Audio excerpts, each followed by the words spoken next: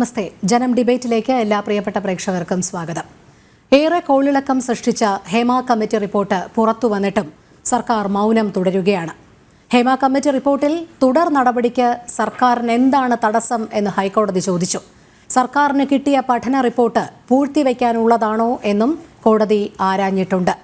Committee റിപ്പോർട്ടിലുള്ളത് ഏറെ ഗുരുതരമായ കണ്ടെത്തലുകളാണ്. ലൈംഗിക ചൂഷണം അടക്കം നടന്നിട്ടും അത് കണ്ടില്ലെന്ന് നടിക്കാനാകുന്ന സർക്കാർ മനോഭാവമാണ് അതിലേറെ ഞെട്ടിപ്പിക്കുന്നതും. ഇവിടെ സർക്കാർ ഭയപ്പെടുന്നത് ആരെ? ഒരു കുറ്റകൃത്യം നടന്നു എന്നു കണ്ടെത്തിയിട്ട് പോലും അതിൽ നടപടിയെടുക്കാൻ പരാതി ലഭിക്കണം എന്ന മുടന്തൻ ന്യായം സർക്കാർ നിരത്തുന്നത് ആരെ സംരക്ഷിക്കാൻ?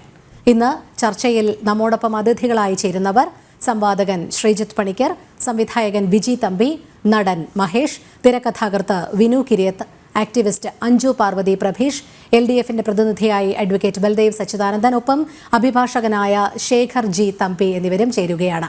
അതിഥികൾക്കും പ്രേക്ഷകർക്കും ഒരിക്കൽ കൂടി സ്വാഗതം. ആദ്യം ശ്രീ ശേഖർ ജി തമ്പി, ഇന്ന് ഹൈക്കോടതിക്ക് മുൻപാകെ വന്ന പൊതു താൽപര്യ ഹർജി കോടതി ഫയലിൽ സ്വീകരിച്ചിട്ടുണ്ട് എന്ന് മാത്രമല്ല സർക്കാരിനോട് ചില പരാമർശങ്ങളും ചോദ്യങ്ങളും കോടതി ആരാഞ്ഞിട്ടുണ്ട്. ഇത്തരത്തിൽ അങ്ങേയറ്റം ഗുരുതരമായ കണ്ടെത്തലുകൾ അടങ്ങിയ ഒരു പഠന റിപ്പോർട്ട് ഇനിയും പൂഴ്ത്തിവെക്കാനാണോ സർക്കാർ ശ്രമിക്കുന്നത്? തുടർ നടപടികൾ എന്തൊക്കെയാണ് സ്വീകരിക്കുക? അത് സത്യവാങ്മൂലമായി കോടതിക്ക് മുൻപാകെ നൽകണം എന്നും പറഞ്ഞിട്ടുണ്ട്. ഇതിൽ സർക്കാർ നിരത്തുന്ന ന്യായീകരണം അല്ലെങ്കിൽ വാദം എന്ന് പറയുന്നത് ഇതിൽ ഇരകളായവർ അല്ലെങ്കിൽ മൊഴി നൽകിയവർ ഒക്കെ തന്നെ ഇതിന്റെ രഹസ്യ സ്വഭാവം കാത്തുസൂക്ഷിക്കണം എന്ന് പറഞ്ഞിട്ടുണ്ട്. അതിന്റെ അടിസ്ഥാനത്തിലാണ് തങ്ങൾ ഇതൊരു പരാതിയായി സ്വീകരിക്കാത്തതും തുടർ നടപടി എടുക്കാത്തതും എന്നാണ്. ഇതിന്റെ നിയമവശം എങ്ങനെയാണ് ശ്രീ ശേഖർ?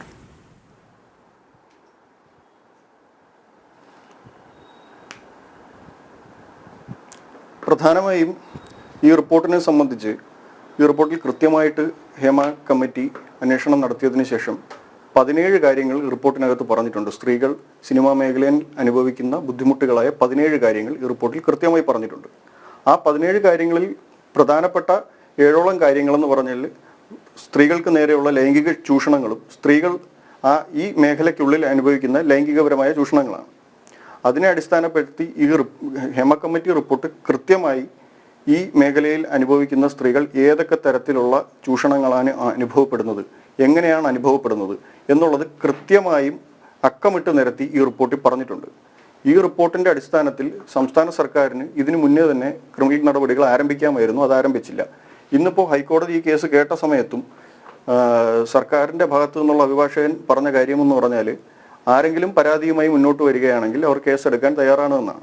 അപ്പോൾ സുവമോട്ടോ കേസെടുക്കാൻ ഉള്ള അധികാരം സർക്കാരിനുണ്ട്. സർക്കാരാണ് ഒരു law enforcing agency of the സ്റ്റേറ്റാണ് ലോ എൻഫോഴ്സിംഗ് ഏജൻസി.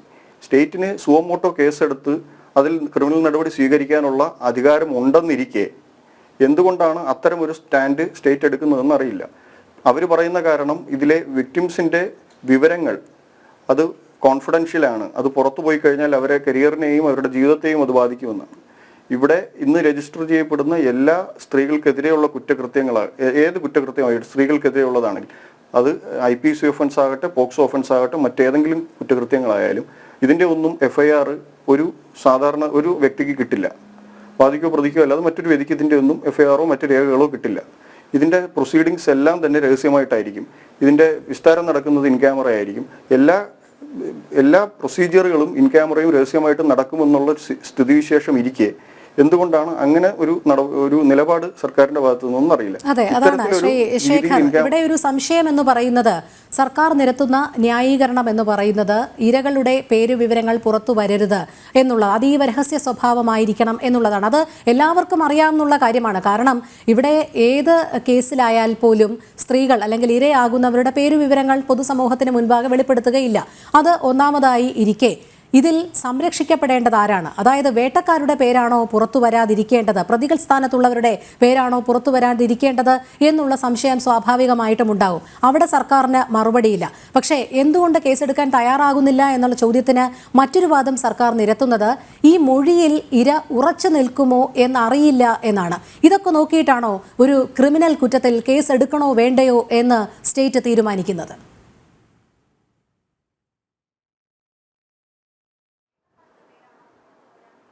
നിലവിലെ റിപ്പോർട്ടിന്റെ അടിസ്ഥാനത്തിൽ നേരത്തെ പറഞ്ഞതുപോലെ തന്നെ സർക്കാരിന് കേസെടുക്കാം. തന്റെ മൊഴിയിൽ ഇര ഉറച്ചു നിൽക്കുമോ ഇല്ലയോ എന്നുള്ളത് പിന്നത്തെ കാര്യമാണ്. അതൊരു കേസ് വിസ്താരവേളയിലേക്ക് പോകുമ്പോഴുള്ള കാര്യമാണ്. ഇര അവരുടെ മൊഴിയിൽ ഉറച്ചു നിൽക്കുമോ ഇല്ലയോ എന്നുള്ള കാര്യം. നിലവിൽ നിയമ നടപടികൾ ആരംഭിക്കാൻ നിലവിലെ ഈ റിപ്പോർട്ടിന്റെ അടിസ്ഥാനത്തിൽ തന്നെ സർക്കാരിന് സാധിക്കും. ശരി, ഞാൻ താങ്കളിലേക്ക് എത്താം. ശ്രീ വിജി തമ്പി, സിനിമാ മേഖലയിലെ അങ്ങേയറ്റം ഗുരുതരമായ കണ്ടെത്തലുകളാണ് ഹേമ കമ്മിറ്റി റിപ്പോർട്ടിലൂടെ വന്നിരിക്കുന്നത്. ഒരുപക്ഷെ കേട്ടാൽ അറയ്ക്കുന്ന കഥകൾ. അതുമാത്രമല്ല, കുറച്ചു പേർ ചേർന്ന് എത്രത്തോളം മലീമസമാക്കിയിരിക്കുന്നു ഈ സാംസ്കാരിക മേഖല എന്നുള്ളതും ഏറെ ചിന്തിപ്പിക്കേണ്ട വിഷയം തന്നെയാണ്. പക്ഷേ അതിലൊക്കെ ഉപരിയായി ഇതിൽ പ്രതിസ്ഥാനത്തുള്ളവർ അല്ലെങ്കിൽ ആരോപണ വിധേയർ ഇവരുടെയൊക്കെ സ്വകാര്യത സംരക്ഷിക്കുകയും ഇതൊന്നും പുറത്തു വരാതിരിക്കാൻ പരമാവധി ശ്രമിക്കുകയും ചെയ്യുന്ന ചില സർക്കാർ നയങ്ങളാണ്. അതോടൊപ്പം തന്നെ സിനിമാ സംഘടനകളുടെ ഭാഗത്തു നിന്നും ഇതുവരെ യാതൊരു പ്രതികരണവും ഉണ്ടായിട്ടില്ല. അവരും മൗനം പാലിക്കുകയാണ്. നമസ്കാരം. ഇതിൽ പ്രധാനമായിട്ടും ഇങ്ങനൊരു ഹേമ കമ്മീഷൻ റിപ്പോർട്ട് സർക്കാർ സമർപ്പിച്ചിട്ട് 2 വർഷത്തിലേറെയായി. ഇത്രയും കാലം സർക്കാർ ഇത് പൂഴ്ത്തിവെച്ചിരിക്കുകയായിരുന്നു. പക്ഷെ ഇവിടെ ഒരു ചോദ്യമുള്ളത്, അവിടെ മൊഴി കൊടുത്ത പലരും സോഷ്യൽ മീഡിയകളിലും മറ്റതിലും മറിച്ചതിലും ഒക്കെ പറഞ്ഞിരിക്കുന്നു. അതായത് ഒരു രഹസ്യ സ്വഭാവമുള്ള മൊഴിയാണ് അവർ കൊടുത്തിരിക്കുന്നത്. അപ്പൊ അവരുടെ പേരോ കാര്യങ്ങളോ പുറത്തു വരാൻ പാടില്ല. പിന്നെ ഈ വേട്ടക്കാരെന്ന് പറയുന്ന ആൾക്കാർ അല്ലെങ്കിൽ അവർ കുറ്റവാളികൾ എന്ന് പറയുന്ന ആൾക്കാർ അവരുടെ പേര് വിവരങ്ങൾ പോലും കൃത്യമായി കൊടുത്തിട്ടില്ല എന്നുള്ളതാണ് ഈ പലപ്പോഴും പറഞ്ഞു കേട്ടിട്ടുള്ളത്. പക്ഷെ ഇതിന്റെ പൂർണ്ണമായ റിപ്പോർട്ട് സർക്കാരിന്റെ കയ്യിലുണ്ട്. അത് ഹൈക്കോടതിയെ ഏൽപ്പിക്കുക. നേരത്തെ പറഞ്ഞതുപോലെ തന്നെ ഇപ്പോൾ ഇരകളുടെ പേരൊരിക്കലും പുറത്തു പറയാറില്ല. പക്ഷേ അതിൽ വേട്ടക്കാരെന്ന് പറയുന്ന അല്ലെങ്കിൽ അവൻ പ്രതികളായിപ്പെടുന്ന അവരുടെ പേരുകൾ പുറത്തു വരുമല്ലോ. പുറത്തു വരുമ്പോൾ അതിന് കൃത്യമായ രേഖകളും തെളിവുകളും ഇല്ലെങ്കിൽ ഇത് വലിയൊരു വിവാദത്തിലേക്ക് പോകാനുള്ള സാധ്യതയുണ്ട്. അപ്പൊ അത് വളരെ സൂക്ഷിച്ച് കൈകാര്യം ചെയ്യേണ്ട ഒരു വിഷയമാണ്. പക്ഷേ സർക്കാരിനെ സംബന്ധിച്ചോളം ഹൈക്കോടതി ഇന്നിപ്പോ ഒരു നിർദ്ദേശം നൽകിയ നിലയ്ക്ക് സർക്കാർ ആ കാര്യത്തിൽ മുന്നോട്ട് പോവുക തന്നെ വേണം. അപ്പൊ അത് സർക്കാർ ചെയ്യേണ്ടത് ഈ ഹേമ കമ്മിറ്റി റിപ്പോർട്ട് അപ്പാടെ ഹൈക്കോടതിയിൽ സമർപ്പിക്കുക എന്നുള്ളതാണ്. ഹൈക്കോടതി തീരുമാനിക്കട്ടെ അത് ഏത് രീതിയിൽ കേസെടുക്കണം, എങ്ങനെ മുന്നോട്ട് പോകണമെന്ന്. പക്ഷെ ഇത് സിനിമാ മേഖലയിൽ എന്നുള്ള മാത്രമല്ല, എല്ലാ മേഖലകളിലും ഇത്തരം പ്രശ്നങ്ങൾ നിലവിലുണ്ട്. സിനിമാ മേഖലയിൽ അത് കുറച്ച് കൂടുതലാണെന്ന് മാത്രം. സ്ത്രീകൾ മാത്രമല്ല, ഇപ്പോൾ സിനിമാ മേഖലയിൽ തന്നെ ഇതിന് അപ്പുറമായിട്ട് ഇതിലും വലിയ എത്രയോ പ്രശ്നങ്ങൾ ഇതിനു മുമ്പ് സിനിമാ മേഖലയിൽ വന്നിട്ടുണ്ട്. ഇന്ന് സിനിമാ മേഖലയെ ഏറ്റവും കൂടുതൽ വിഴുങ്ങിയിരിക്കുന്നത് ഈ ലഹരി മാഫിയയാണ്. ലഹരി എന്ന് പറയുന്നത് ഇന്നത്തെ ഒരു യുവതലമുറയെ മൊത്തം വിഴുങ്ങിയിരിക്കുകയാണ്. ആ സിനിമാ മേഖലയിൽ 50% മുകളിലുള്ള യുവതലമുറയിൽപ്പെട്ട നടന്മാരായാലും നടിമാരായാലും മറ്റ് സാങ്കേതിക പ്രവർത്തകരായാലും ലഹരിക്ക് അടിമകളാണ്. അത് സാധാരണ ഒരു കഞ്ചാവോ അങ്ങനെയുള്ള മദ്യമോ ലഹരിയല്ല, വളരെ രാസ ലഹരിയിലേക്കാണ് ആ തലമുറ ബന്ധപ്പെട്ടിരിക്കുന്നത്. അതിൻ്റെതായ ദോഷങ്ങൾ പല രീതിയിലും ഇന്ന് സിനിമാ ഇൻഡസ്ട്രി അനുഭവിക്കുന്നുണ്ട്. ഈ പറഞ്ഞ ഇത്തരം വിഷയങ്ങൾ പോലും അതിൻ്റെ ഒരു ഭാഗമാണ്. നമുക്കറിയാലോ, ഇന്ന് ലഹരിക്ക് അടിമപ്പെട്ട് കഴിയുമ്പോഴേക്കും സ്വന്തം അമ്മയും പെങ്ങളെയും പോലും തിരിച്ചറിയാൻ പറ്റാത്തൊരവസ്ഥയാണ് ഇന്ന് നിലവിലുള്ളത്. അപ്പൊ ആ നിലയ്ക്ക് ഇത്തരം പീഡനങ്ങളും ഇത്തരം പ്രശ്നങ്ങളും ഒക്കെ സ്വാഭാവികമായി ഉണ്ടാകുന്നതാണ്. അപ്പം മുളയിലെ നുഴണമെങ്കിൽ ആദ്യം ഈ ലഹരി എന്നുള്ള സാധനത്തിനെ പൂർണ്ണമായും സിനിമയിൽ നിന്നല്ല മറ്റെല്ലാ മേഖലകളിൽ നിന്നും, ഇന്ന് സിനിമയിൽ നിന്ന് മാറി അത് കോളേജുകളിലും സ്കൂളുകളിലേക്കും വരെ വ്യാപിച്ചിരിക്കുകയാണ്. അതിന് സർക്കാർ എത്രയും പെട്ടെന്ന് അതിൽ നടപടിയെടുക്കണം. അതോടൊപ്പം തന്നെ ഹേമ കമ്മിറ്റി റിപ്പോർട്ട് അനുസരിച്ച് ആരുടെ പേരിലാണോ നടപടിയെടുക്കേണ്ടത്, നടപടിയെടുക്കാൻ കൃത്യമായ തെളിവുകളും രേഖകളും ഉള്ളവരുടെ പേരിൽ നടപടി ആരംഭിക്കുക തന്നെ ചെയ്യണം. അതിന് ഹൈക്കോടതി പൂർണ്ണമായ അനുമതി നൽകിയിരിക്കുകയാണ്. അത് മാത്രമല്ല, ഹേമ കമ്മിറ്റി റിപ്പോർട്ട് എന്ന് പറയുമ്പോൾ ഒരു റിട്ടയർഡ് ജസ്റ്റിസിന്റെ റിപ്പോർട്ടാണ്. അപ്പൊ അതിന്റെ പേരിൽ നടപടിയെടുക്കാൻ മറ്റു ബുദ്ധിമുട്ടുകൾ ഉണ്ടാവില്ലെന്നാണ് ഞാൻ കരുതുന്നത്. നിയമപരമായ അതിന്റെ രീതിയിൽ മുന്നോട്ട് പോകുക തന്നെ വേണം. കാര്യം ഇന്ന് സിനിമാ മേഖലയിൽ ഇപ്പൊ ഏറ്റവും വലിയ പ്രശ്നം എന്ന് പറഞ്ഞാൽ ഈ ഹേമ കമ്മിറ്റി റിപ്പോർട്ടിന്റെ പേരിൽ എല്ലാ സിനിമാക്കാരെയും വളരെ മോശമായ രീതിയിൽ ആൾക്കാർ കാണുന്ന ഒരു അവസ്ഥയാണ് ഉണ്ടാക്കിയിരിക്കുന്നത്. അത് തെറ്റാണ്. തെറ്റായിട്ടുള്ള ഇതിലുള്ള സിനിമയിലുള്ള 100% ആൾക്കാരും ഇതുപോലെ മോശക്കാരാണെന്നുള്ള രീതിയിലാണ് ഇപ്പൊ ജനം കാണുന്നത്. സാധാരണ ജനത്തെ സംബന്ധിച്ചോളം എല്ലാവരും ഒരുപോലെ കാണുന്ന അവസ്ഥയാണ്. അപ്പൊ ആരാണ് കുറ്റക്കാര്? പൊതുസമൂഹം ശ്രീ വിജി തമ്പി ചോദിക്കുന്നതും ഇതിൽ കുറ്റക്കാരെ മാത്രം ശിക്ഷിക്കൂ അല്ലെങ്കിൽ കുറ്റക്കാരെ മാത്രം പുറത്തു കൊണ്ടുവരൂ എന്നുള്ളത്, അതിലൊരു നടപടി എടുക്കാൻ എന്തിനാണ് കാലതാമസം എന്നുള്ളതാണ്. അത് തന്നെയാണ് എല്ലാ ഭാഗത്തു നിന്നും ഉയരുന്ന ചോദ്യം. പക്ഷെ അവിടെയും ഈ സിനിമാ സംഘടനകളടക്കം മൗനം പാലിക്കുകയാണ്. അല്ല, സിനിമാ സംഘടനകൾ ഇപ്പൊ തൽക്കാലം മൗനം പാലിക്കാനല്ലേ പറ്റുള്ളൂ. കാര്യം ഇത് ആർക്കറിയാം ആരെക്കുറിച്ചാണ് റിപ്പോർട്ടിലുള്ളത്, ആരാണ് അതിലെ വ്യക്തികൾ, അല്ലെങ്കിൽ ആരാണ് അതിലെ ഇരകൾ, ആരാണ് വേട്ടക്കാർ എന്ന് ആർക്കെങ്കിലും അറിയാമോ? ഇത് ആ ഹേമ കമ്മിറ്റിയിലുള്ളവർക്കും അല്ലെങ്കിൽ അതിൽ മൊഴി കൊടുത്തവർക്കും അല്ലെങ്കിൽ സർക്കാരിന് മാത്രമല്ലേ അറിയാവൂ. അപ്പൊ ആരെക്കുറിച്ച് എന്ത് അഭിപ്രായം പറയാൻ പറ്റും? ഒരാൾക്കും, ഒരു വ്യക്തിക്കും ഒരു അഭിപ്രായം പറയാൻ പറ്റില്ല, ഒരു സംഘടനയ്ക്കും താൽക്കാലികമായ ഒരു അഭിപ്രായം പറയാൻ പറ്റില്ല. ഇത് സർക്കാർ ഇത് അന്വേഷിക്കാൻ തയ്യാറായി മുന്നോട്ട് വരികയാണെങ്കിൽ അപ്പൊ ആരൊക്കെയാണ് ഇതിൽ പ്രതി ചേർക്കപ്പെടുന്നത്? ആ വിഷയം വരുമ്പോൾ അവർ കുറ്റവാളികൾ അല്ലെങ്കിൽ കുറ്റവാളികളല്ല എന്ന് തെളിയിക്കാൻ അവർ ശ്രമിക്കും. അങ്ങനെ വരുന്ന അവസരത്തിൽ മാത്രമേ ഇതിൽ സംഘടനകൾക്കോ വ്യക്തികൾക്കോ ഇതിൽ ഇടപെടാൻ കഴിയുള്ളൂ. ശരി, ശ്രീ മഹേഷ്, ഇവിടെ ഹേമ കമ്മിറ്റി റിപ്പോർട്ടിന്റെ പൂർണ്ണ രൂപം ഹൈക്കോടതിക്ക് മുൻപിൽ ഹാജരാക്കാൻ ഡിവിഷൻ ബെഞ്ച് ഇന്ന് വ്യക്തമാക്കിയിട്ടുണ്ട്. തുടർ നടപടികൾ എന്തൊക്കെയാണ് സ്വീകരിക്കാൻ സർക്കാർ ഉദ്ദേശിക്കുന്നത് എന്നുള്ളതും സത്യവാങ്മൂലമായി നൽകാൻ പറഞ്ഞിട്ടുണ്ട്. എന്തായാലും വലിയ രീതിയിലുള്ള ആരോപണവും ഗുരുതരമായ കണ്ടെത്തലുകളും തന്നെയാണ് ഹേമ കമ്മിറ്റി റിപ്പോർട്ടിലുള്ളത്. രഹസ്യ സ്വഭാവം കാത്തുസൂക്ഷിക്കണം എന്നുള്ള ന്യായീകരണത്തിന്റെ അടിസ്ഥാനത്തിൽ ഏകദേശം 4.5 വർഷമാണ് ഈ റിപ്പോർട്ട് പുറം ലോകം കാണാതെ ഇങ്ങനെ ഇരുന്നത്. പുറം ലോകത്തേക്ക് എത്തിക്കാതിരിക്കാൻ പരമാവധി ശ്രമങ്ങൾ ഉണ്ടായി. ഏറ്റവും അവസാന നിമിഷം വരെ സ്റ്റേ ഓർഡറിനായുള്ള തത്രപ്പാടായിരുന്നു. പക്ഷേ ഇതിപ്പോൾ പൊതുസമൂഹത്തിൽ വന്നു. അപ്പോഴും ഇതിലെ സ്വകാര്യത ലംഘിക്കുന്ന ഭാഗങ്ങൾ നീക്കിക്കൊണ്ടായിരുന്നു ഇത് പൊതുസമൂഹത്തിലേക്ക് വന്നത്. എന്തായാലും ഇത്രയധികം അപജയം നേരിടുന്ന സാംസ്കാരിക മേഖലയ്ക്ക് ഇനിയെങ്കിലും ഒരു മാറ്റവും തിരുത്തലും വേണ്ടേ? ആ തിരുത്തൽ ഹേമ കമ്മിറ്റിയിൽ നിന്നാകുന്നതല്ലേ ഏറ്റവും ഉചിതം? അതിനു വേണ്ടുന്ന തുടർ നടപടികൾ, കുറ്റക്കാരെ ശിക്ഷിക്കുക, കുറ്റക്കാരെ കണ്ടെത്തുക, ഇരകൾക്ക് പരമാവധി നീതി ലഭ്യമാക്കുക, ഇതൊക്കെ തന്നെയല്ലേ സാംസ്കാരിക കേരളവും ആഗ്രഹിക്കുന്നത്?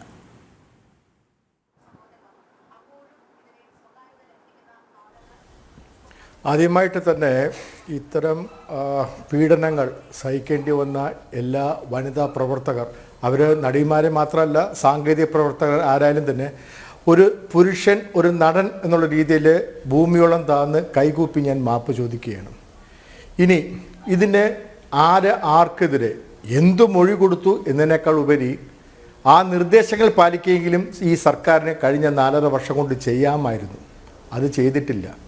ഇപ്പോൾ പറയുന്നത് അത് സീൽഡ് കവറിലായിരുന്നു. ഇത് പിന്നെ വിവരാവകാശ കമ്മീഷൻ കാരണം ഇത് പുറത്തുവിടാൻ പറ്റില്ലായിരുന്നു, അതുകൊണ്ട് ഞങ്ങളാരും വായിച്ചിട്ടില്ലെന്നുണ്ട്. മുൻ മന്ത്രി ബാലൻ സഖാവിന് ഇത് വായിക്കാമായിരുന്നു. കാരണം ഇത് 2019 എനിക്ക് കൃത്യമായിട്ട് ഡേറ്റ് അറിയില്ലെങ്കിലും കൊടുത്തിട്ട് ഏതാണ്ട് 2 വർഷം 1.5 വർഷമെങ്കിലും അറ്റ്ലീസ്റ്റ് ഇത് സർക്കാരിൻ്റെ കയ്യിലുണ്ടായിരുന്നു. ഇത് വായിക്കാനുള്ള അവസരങ്ങളുണ്ടായിരുന്നു. നിർദ്ദേശങ്ങളെങ്കിലും പാലിക്കാമായിരുന്നു, ചെയ്തിട്ടില്ല. പിന്നെ ഈ കലാരംഗത്തുള്ള എല്ലാവരെയും ഒറ്റയടിക്ക് ഒരുമിച്ച് അടച്ചാക്ഷേപിക്കുന്നത് ശരിയായ ഒരു നിലപാടല്ല തന്നെ. കാരണം ഞാൻ എന്ന് പറഞ്ഞിട്ട് ഇതിനകത്ത് പീഡനം സഹിക്കേണ്ടി വന്നിട്ടുള്ള കഷ്ടപ്പാട് സഹിക്കേണ്ടി വരുന്നവരുടെ അവരുടെ മാനസികാവസ്ഥയെ കുറച്ചുകൊണ്ടല്ല ഞാൻ പറയുന്നത്. ആരാണ് ആർക്കെതിരെയാണെന്നുള്ളത് പറയുക തന്നെ വേണമെന്നേ. അതിന് ഈ രഹസ്യമൊഴി ഇപ്പം കോടതിയിൽ വരികയാണെങ്കിൽ കോടതിക്ക് അറിയാമായിരിക്കുമല്ലോ. അല്ലാണ്ട് ഒരു മൊഴിയുടെ അടിസ്ഥാനത്തിൽ മാത്രം ഇതിനൊരു മാതൃകാപരമായിട്ടുള്ളൊരു ശിക്ഷ ഉണ്ടാവും എന്ന് ഞാൻ വിശ്വസിക്കുന്നില്ല. പക്ഷേ മാതൃകാപരമായിട്ട് ശിക്ഷ ഉണ്ടായാൽ മാത്രമേ ഇനി ഇത് ആവർത്തിക്കാതിരിക്കുകയുള്ളൂ. പിന്നെ ഇതിനകത്ത് പറയുന്ന പല കാര്യങ്ങളും, അതായത് മൊഴി കൊടുത്തിട്ടുള്ളതിൽ പറയുന്ന പല കാര്യങ്ങളും ശാരീരിക പീഡനം മാത്രമല്ല, വേറെയും പല കാര്യങ്ങളും പറയുന്നുണ്ട്. അതിനകത്തുള്ള പല കാര്യങ്ങളും പ്രാവർത്തികമാക്കാൻ സർക്കാർ വിചാരിച്ചാൽ പോലും 100% കഴിയില്ല എന്നുള്ള ഉറപ്പുള്ള ചില കാര്യങ്ങളാണ്. അതിൻ്റെ ഉദാഹരണം പറഞ്ഞാൽ വേതന തുല്യത, അത് ഒരു കാര്യം. അത് എങ്ങനെ വേതന തുല്യത ഉറപ്പാക്കാൻ സാധിക്കും? നമ്മളിപ്പോൾ ഒരു സൂപ്പർ മാർക്കറ്റിൽ പോയാൽ പോലും പലതരം പ്രോഡക്റ്റ്, ഇപ്പോൾ സോപ്പാണെങ്കിൽ പോലും സോപ്പിൻ്റെ പലതരം പ്രോഡക്റ്റ്സ് ഇരിപ്പുണ്ടാവും. അപ്പോൾ അതിനകത്ത് എല്ലാത്തിനും ഒരേ വിലയിൽ വേണം അല്ലെങ്കിൽ ഒരേ വിലയിൽ കിട്ടണം എന്ന് നമ്മൾ ശടിച്ചുകൊണ്ട് കാര്യമില്ല. ഇത് മേടിക്കുന്ന ആൾ അവൻ്റെ വില, അവൻ്റെ പോക്കറ്റിലെ വിലയും കാര്യങ്ങളും നോക്കിയിട്ടാണ് അത് തീരുമാനിക്കുന്നത്. അതുപോലെ തന്നെ അവസരങ്ങൾ, അതെങ്ങനെ ഉറപ്പിക്കാൻ സാധിക്കും? ഇപ്പോഴത്തെ ഒരു മാർക്കറ്റ് വാല്യൂ നിങ്ങൾക്കുണ്ടോ? നിങ്ങളിപ്പോൾ സജീവമായ മലയാള സിനിമയിലുണ്ടോ? നിങ്ങളെ കൊണ്ട് ഈ നിർമ്മാതാവിന് തൻ്റെ സിനിമ നല്ല രീതിയിൽ കച്ചവടം ചെയ്യാൻ സാധിക്കും. അങ്ങനെ ഒരുപാട് കാര്യങ്ങൾ കൊണ്ടാണ് ഒരു നടിയോ ഒരു നടനെയോ ഒരു സിനിമയിലോട്ട് കാസ്റ്റ് ചെയ്യുന്നത്. അപ്പോൾ എനിക്ക് വർഷം 4 പടമെങ്കിലും അല്ലെങ്കിൽ 2 പടമെങ്കിലും തരണം, അല്ലെങ്കിൽ അത് കിട്ടും എന്ന് ഉറപ്പാക്കണമെന്ന് സർക്കാരിന് എങ്ങനെ പറയാൻ സാധിക്കും? അപ്പോൾ ഇതിനകത്തുള്ള പല കാര്യങ്ങളും, പല നിർദ്ദേശങ്ങളും പിന്നെ ഫലവത്താക്കാൻ സാധിക്കുമെങ്കിലും ചില കാര്യങ്ങൾ ഇത് ഒരിക്കലും കൊണ്ടുവരാൻ സാധിക്കില്ല. ഇവിടെ വിസ്മരിച്ചു പോകുന്ന ചില കാര്യങ്ങളുണ്ട്. ഇപ്പം വിജിത് തമ്പി സാർ പറഞ്ഞ പോലെ തന്നെ ഇത് സിനിമാ മേഖലയിൽ മാത്രമല്ല, ഇതിപ്പം ശരിക്കും പറയും ഇന്ത്യൻ സിനിമയുടെ മുന്നിൽ മലയാള സിനിമ നാറിന് തുല്യമാണ്. പക്ഷേ ലോക സിനിമയിൽ തന്നെ ഈ സംഭവങ്ങൾ ഉണ്ടായിട്ടില്ലേ? മീ ടു ക്യാമ്പയിൻ തുടങ്ങിയത് എവിടെയാണ്? ഹോളിവുഡിലാണ്. പിന്നെ നിങ്ങളുടെ ദൃശ്യമാധ്യമങ്ങളിൽ, ഞാൻ ജനം TV അല്ല പറയുന്നത്, പക്ഷേ ദൃശ്യമാധ്യമങ്ങളിൽ ഇത് പ്രശ്നങ്ങൾ ഉണ്ടായിട്ടില്ലേ?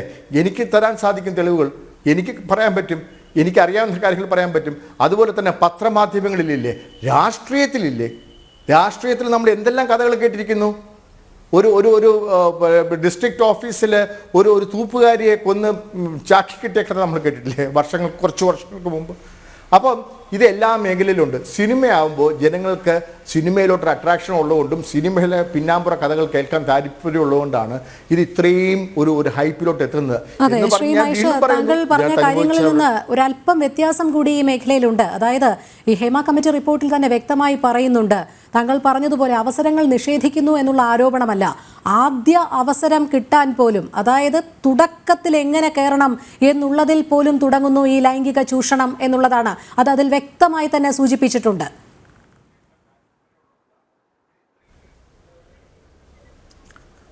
ശരിയാണ് രോഹിണി, ഞാനത് സമ്മതിക്കുന്നു. പക്ഷെ ഞാൻ ഒരു കാര്യം പറയട്ടെ, എനിക്കറിയാവുന്ന 1-2 അനുഭവങ്ങൾ ഞാൻ പറയാം. അറിയാവുന്നതാണ്, അതായത് കേട്ടറിവുള്ളതാണ്. തനിക്ക് ഒരു അവസരം കിട്ടി ഒരു സ്ഥാനം എത്തും വരെ എന്തിനും മനസ്സുകൊണ്ട് ത്യജിച്ച് തയ്യാറായിട്ട് ഒരു നിലയിലെത്തുമ്പോൾ തിരിഞ്ഞു കൊത്തിയവരുണ്ട് ഈ കൂട്ടത്തിൽ. എല്ലാ നാണയത്തിനും 2 വശങ്ങളുണ്ട്. അവരെ നമ്മൾ എങ്ങനെയാണ് കാണേണ്ടത്? നിങ്ങൾക്കറിയാം, മലയാള സിനിമയ്ക്ക് നാഷണൽ അവാർഡ് കൊണ്ടു തന്ന ഒരു നിർമ്മാതാവ്, അദ്ദേഹം കുടുംബപരമായിട്ട് സുഖമായിട്ട് മര്യാദയ്ക്ക് ജീവിച്ചു പോകുന്ന മനുഷ്യൻ, അദ്ദേഹത്തിൻ്റെ സിനിമയിൽ 3 സിനിമകളിൽ അടുപ്പിച്ച് ഒരു നടിക്ക് വേഷം കൊടുത്തിട്ട് 4ാമത്തെ സിനിമയിൽ ആ നടിക്ക് വേഷമില്ലാത്തപ്പോൾ പെട്ടെന്ന് സെക്ഷൽ അബ്യൂസ് പ്രശ്നങ്ങൾ, അദ്ദേഹത്തിന് ഈ രാജ്യം വിട്ട് തന്നെ പോയി നിയമത്തിൻ്റെ കാരുണ്യത്തിന് വേണ്ടി കാത്തു നിൽക്കേണ്ടി വന്നു മാസങ്ങളോളം. പിന്നെ കോടതി വന്നപ്പോൾ അദ്ദേഹം കുറ്റവിമുക്തനായി. അപ്പോൾ അദ്ദേഹം അനുഭവിച്ച മെൻ്റൽ ആഗണിക്ക് ആരും ഉത്തരം പറയും? അപ്പം ഇങ്ങനെയുള്ള സംഭവങ്ങളുമുണ്ട്, 2 വശങ്ങളുണ്ട്, മനസ്സിലായില്ലേ? പിന്നെ അവസരങ്ങൾ ഇല്ലാതായി പോകുന്നതിന് പല കാരണങ്ങളുണ്ട്. ഇപ്പം ഈ മഹേഷ് തന്നെ, ഞാൻ തന്നെ, എനിക്ക് കഴിഞ്ഞ കുറേ കാലമായിട്ട് സിനിമയില്ല. അപ്പം ഞാൻ എന്ത് തെറ്റ് ചെയ്തിട്ടാണ്, അല്ലെങ്കിൽ ഞാൻ എന്ത് ചെയ്യാത്തത് കൊണ്ടാണ് എനിക്ക് വേഷങ്ങൾ പോകുന്നത്? അതൊന്നുമല്ല. നമ്മൾ സജീവമായിട്ടുള്ള സിനിമ, ഇപ്പം എൻ്റെ കൂടെ ഒരുപാട് സിനിമകളിൽ അഭിനയിച്ച് എന്നെക്കാളും സീനിയറായിട്ടുള്ള എൻ്റെ പ്രായത്തിന് അത്ത് വരുന്ന നടൻ, അദ്ദേഹത്തിന് 7-8 വർഷം സിനിമയില്ലാതെ ഇരുന്നിട്ട് പിന്നെ ഒരു സിനിമയിൽ കൂടി ബ്രേക്ക് ത്രൂ വന്ന് ഇപ്പോൾ അദ്ദേഹം ഇല്ലാത്ത സിനിമകൾ വളരെ ചുരുക്കമാണ്. വെളിയിലിറങ്ങിയാൽ ഏത് പോസ്റ്ററിലും അദ്ദേഹത്തിൻ്റെ പടം കാണാം. ഇതൊക്കെ ഒരു സമയവും കാര്യങ്ങളും തന്നെയാണ്. ഞാൻ വീണ്ടും പറയുന്നു, രോഹിണി പറഞ്ഞ ആ പോയിന്റ് ഞാൻ മറക്കുന്നതല്ല. അതായത് ഈ കാസ്റ്റിംഗ് കൗച്ച് എന്ന് പറയുന്ന ഒരു വൃത്തികെട്ട സംഭവം, അതുവഴി ഈ പാവപ്പെട്ട പെൺകുട്ടികളെ അഭിനയിച്ച് അത് സാമ്പത്തിക ഭദ്രത ഉണ്ടാക്കാൻ വേണ്ടി മാത്രമല്ല, അവരുടെ ആഗ്രഹമാണ് അഭിനയിച്ച് തൻ്റെ കഴിവുകൾ മുന്നോട്ട് കൊണ്ടുവരുവാനും മറ്റുള്ളവരെ അത് പ്രകടമാക്കി കാണിക്കുവാനൊക്കെ ഉള്ള ഒരു അവസരത്തിന് വേണ്ടിയിട്ട് അവർക്ക് അങ്ങനെ വരുമ്പോൾ അവർക്ക് പലതും ത്യജിക്കേണ്ടി വരുന്നത് എന്താ പറയേണ്ടത്, ദൈവരഹിതമായ കാര്യമാണ്. പക്ഷേ അങ്ങനെ വരുമ്പോൾ പോലും തന്നെ ഇങ്ങനെയുള്ള ചില മറ്റു അനുഭവങ്ങൾ ഞാൻ പറഞ്ഞില്ലേ, അതും ഉണ്ട് എന്നുള്ള സത്യമാണ്. ഇവിടെ മറന്നു പോകുന്ന വേറൊരു മേഖലയുണ്ട്. ഈ അഭിനയത്തിൻ്റെയും അല്ലെങ്കിൽ മറ്റു കാര്യങ്ങൾ പറയുന്നത്. രോഹിണി, ഒരു മിനിറ്റ്. മിനി സ്ക്രീനിൻ്റെ പ്രശ്നങ്ങൾ ഇവിടെ ആരും പറയുന്നില്ല. ഈ സിനിമയെക്കാളും ആൾക്കാർ സിനിമയിൽ വരാൻ സാധിക്കാത്ത ഒരു മിനി സ്ക്രീനിലുണ്ട്, സീരിയലുകളിലുണ്ട്. അവരനുഭവിക്കുന്ന പ്രശ്നങ്ങൾ ഇവിടെ ആരെങ്കിലും പറയുന്നുണ്ടോ? പിന്നെ അതുപോലെ ഒരു കാര്യം കൂടി ഞാൻ പറഞ്ഞിട്ട് നിർത്തിയേക്കാം. ഹേമ കമ്മീഷൻ തന്നെ പറയുന്നുണ്ട്, എക്സ്ട്രാ ആർട്ടിസ്റ്റ്, അതായത് ജൂനിയർ ആർട്ടിസ്റ്റുകൾ, അവരുടെ പ്രശ്നങ്ങൾ പറയാൻ വേണ്ടി പലരെയും സമീപിച്ചിട്ട് 2 പുരുഷന്മാരും 1 സ്ത്രീയുമാണ് വന്നത്. പലർക്കും ഇത് പറയാനുള്ള ഭയമുണ്ട്. അവർക്ക് രാത്രി ലേറ്റായിട്ട് ഷൂട്ടിംഗ് നടന്നിട്ട് അവർക്ക് വീടുകളിൽ എത്താനായിട്ടുള്ള സുരക്ഷിതമായിട്ടുള്ള ഒരു പാത ഒരുക്കേണ്ടവർ പോലും പാത ഒരുക്കാതെ ഉണ്ട്. പലരെയും ഞാൻ കണ്ടിട്ടുണ്ട്. രാത്രിയിൽ അവസാന ബസ് പോയിട്ട് അങ്ങനെ കണ്ണ് നിറഞ്ഞു നിൽക്കുന്നവരെ ഞാൻ കണ്ടിട്ടുണ്ട്. പിന്നെ അവർക്ക് കിട്ടേണ്ട വേതനം അത് ഈ ഇടനിലക്കാര് പകുതി മേലെ കൊണ്ടുപോയിട്ട് തുച്ഛമായ കാശിനും 3 നേരത്തെ ആഹാരത്തിനും വേണ്ടി കഷ്ടപ്പെടുന്ന ജൂനിയർ ആർട്ടിസ്റ്റുകൾ, അവരുടെയൊക്കെ കാര്യത്തിന് സർക്കാരിന് കൃത്യമായിട്ട് 100% പരിഹാരം കാണാൻ സാധിക്കും, കാണണമെന്ന് തന്നെയാണ് എൻ്റെ അഭിപ്രായം. ശ്രീജിത്ത് പണിക്കർ, ഹേമ കമ്മിറ്റി റിപ്പോർട്ട് പുറത്തു വന്നതിന് ശേഷമുള്ള സർക്കാർ നിലപാട് വളരെ വ്യക്തമായിരുന്നു. സാംസ്കാരിക വകുപ്പ് മന്ത്രി ആദ്യം തന്നെ പറഞ്ഞു പരാതി ലഭിച്ചാൽ മാത്രം നടപടിയെടുക്കും എന്നുള്ളത്. തുടർന്ന് അതേ നയം തന്നെയാണ്, നിലപാട് തന്നെയാണ് മുഖ്യമന്ത്രിയുടെ ഭാഗത്തു നിന്നും ഉണ്ടായത്. മറ്റ് നേതാക്കളുടെ ഭാഗത്തുനിന്നും, പാർട്ടി നേതാക്കൾ AK ബാലൻ, അതോടൊപ്പം മന്ത്രി ബാലഗോപാൽ ഒക്കെ ഇന്ന് പറഞ്ഞതും അതുതന്നെയാണ്. പരാതി ലഭിച്ചാൽ മാത്രമേ തങ്ങൾ പരാതി സ്വീകരിക്കുകയുള്ളൂ, അതുമാത്രമല്ല തുടർ നടപടി ഉണ്ടാകുകയുള്ളൂ എന്നാണ്. ഇവിടെ വളരെ വ്യക്തമാണ്, ലൈംഗിക ചൂഷണം അടക്കമുള്ളതാണ് നടന്നിട്ടുള്ളത് എന്നുള്ളത്. ഒരു പരാതി ലഭിക്കേണ്ട, അല്ലാതെ അതിനുള്ളൊരു ഇൻഫർമേഷൻ കിട്ടിയാൽ തന്നെ പോലീസിന് കേസ് എടുക്കാവുന്നതാണ്. പിന്നെയും അവിടെ സർക്കാർ ഒളിച്ചു കളിക്കുന്നത് ആർക്ക് വേണ്ടിയാണ്? രോഹിണി, ഈ ഒരു വിഷയത്തിൽ എനിക്ക് തോന്നുന്നില്ല എല്ലാ കാര്യങ്ങളും വളരെ ബ്ലാക്ക് ആൻഡ് വൈറ്റിൽ നമുക്ക് പറയാൻ കഴിയുന്ന ഒരു വിഷയമാണിതെന്ന് എനിക്ക് തോന്നുന്നില്ല. കാരണം സർക്കാരിനെ നയിക്കുന്ന പല ചിന്തകളുണ്ട്. സർക്കാരിനെ സംബന്ധിച്ചിടത്തോളം ഇതിൽ ചില കാര്യങ്ങൾ സർക്കാരിന് ചെയ്യുന്നതിന് പരിമിതികളുമുണ്ട് എന്നാണ് ഞാൻ ഈ ഒരു ഘട്ടത്തിൽ മനസ്സിലാക്കുന്നത്.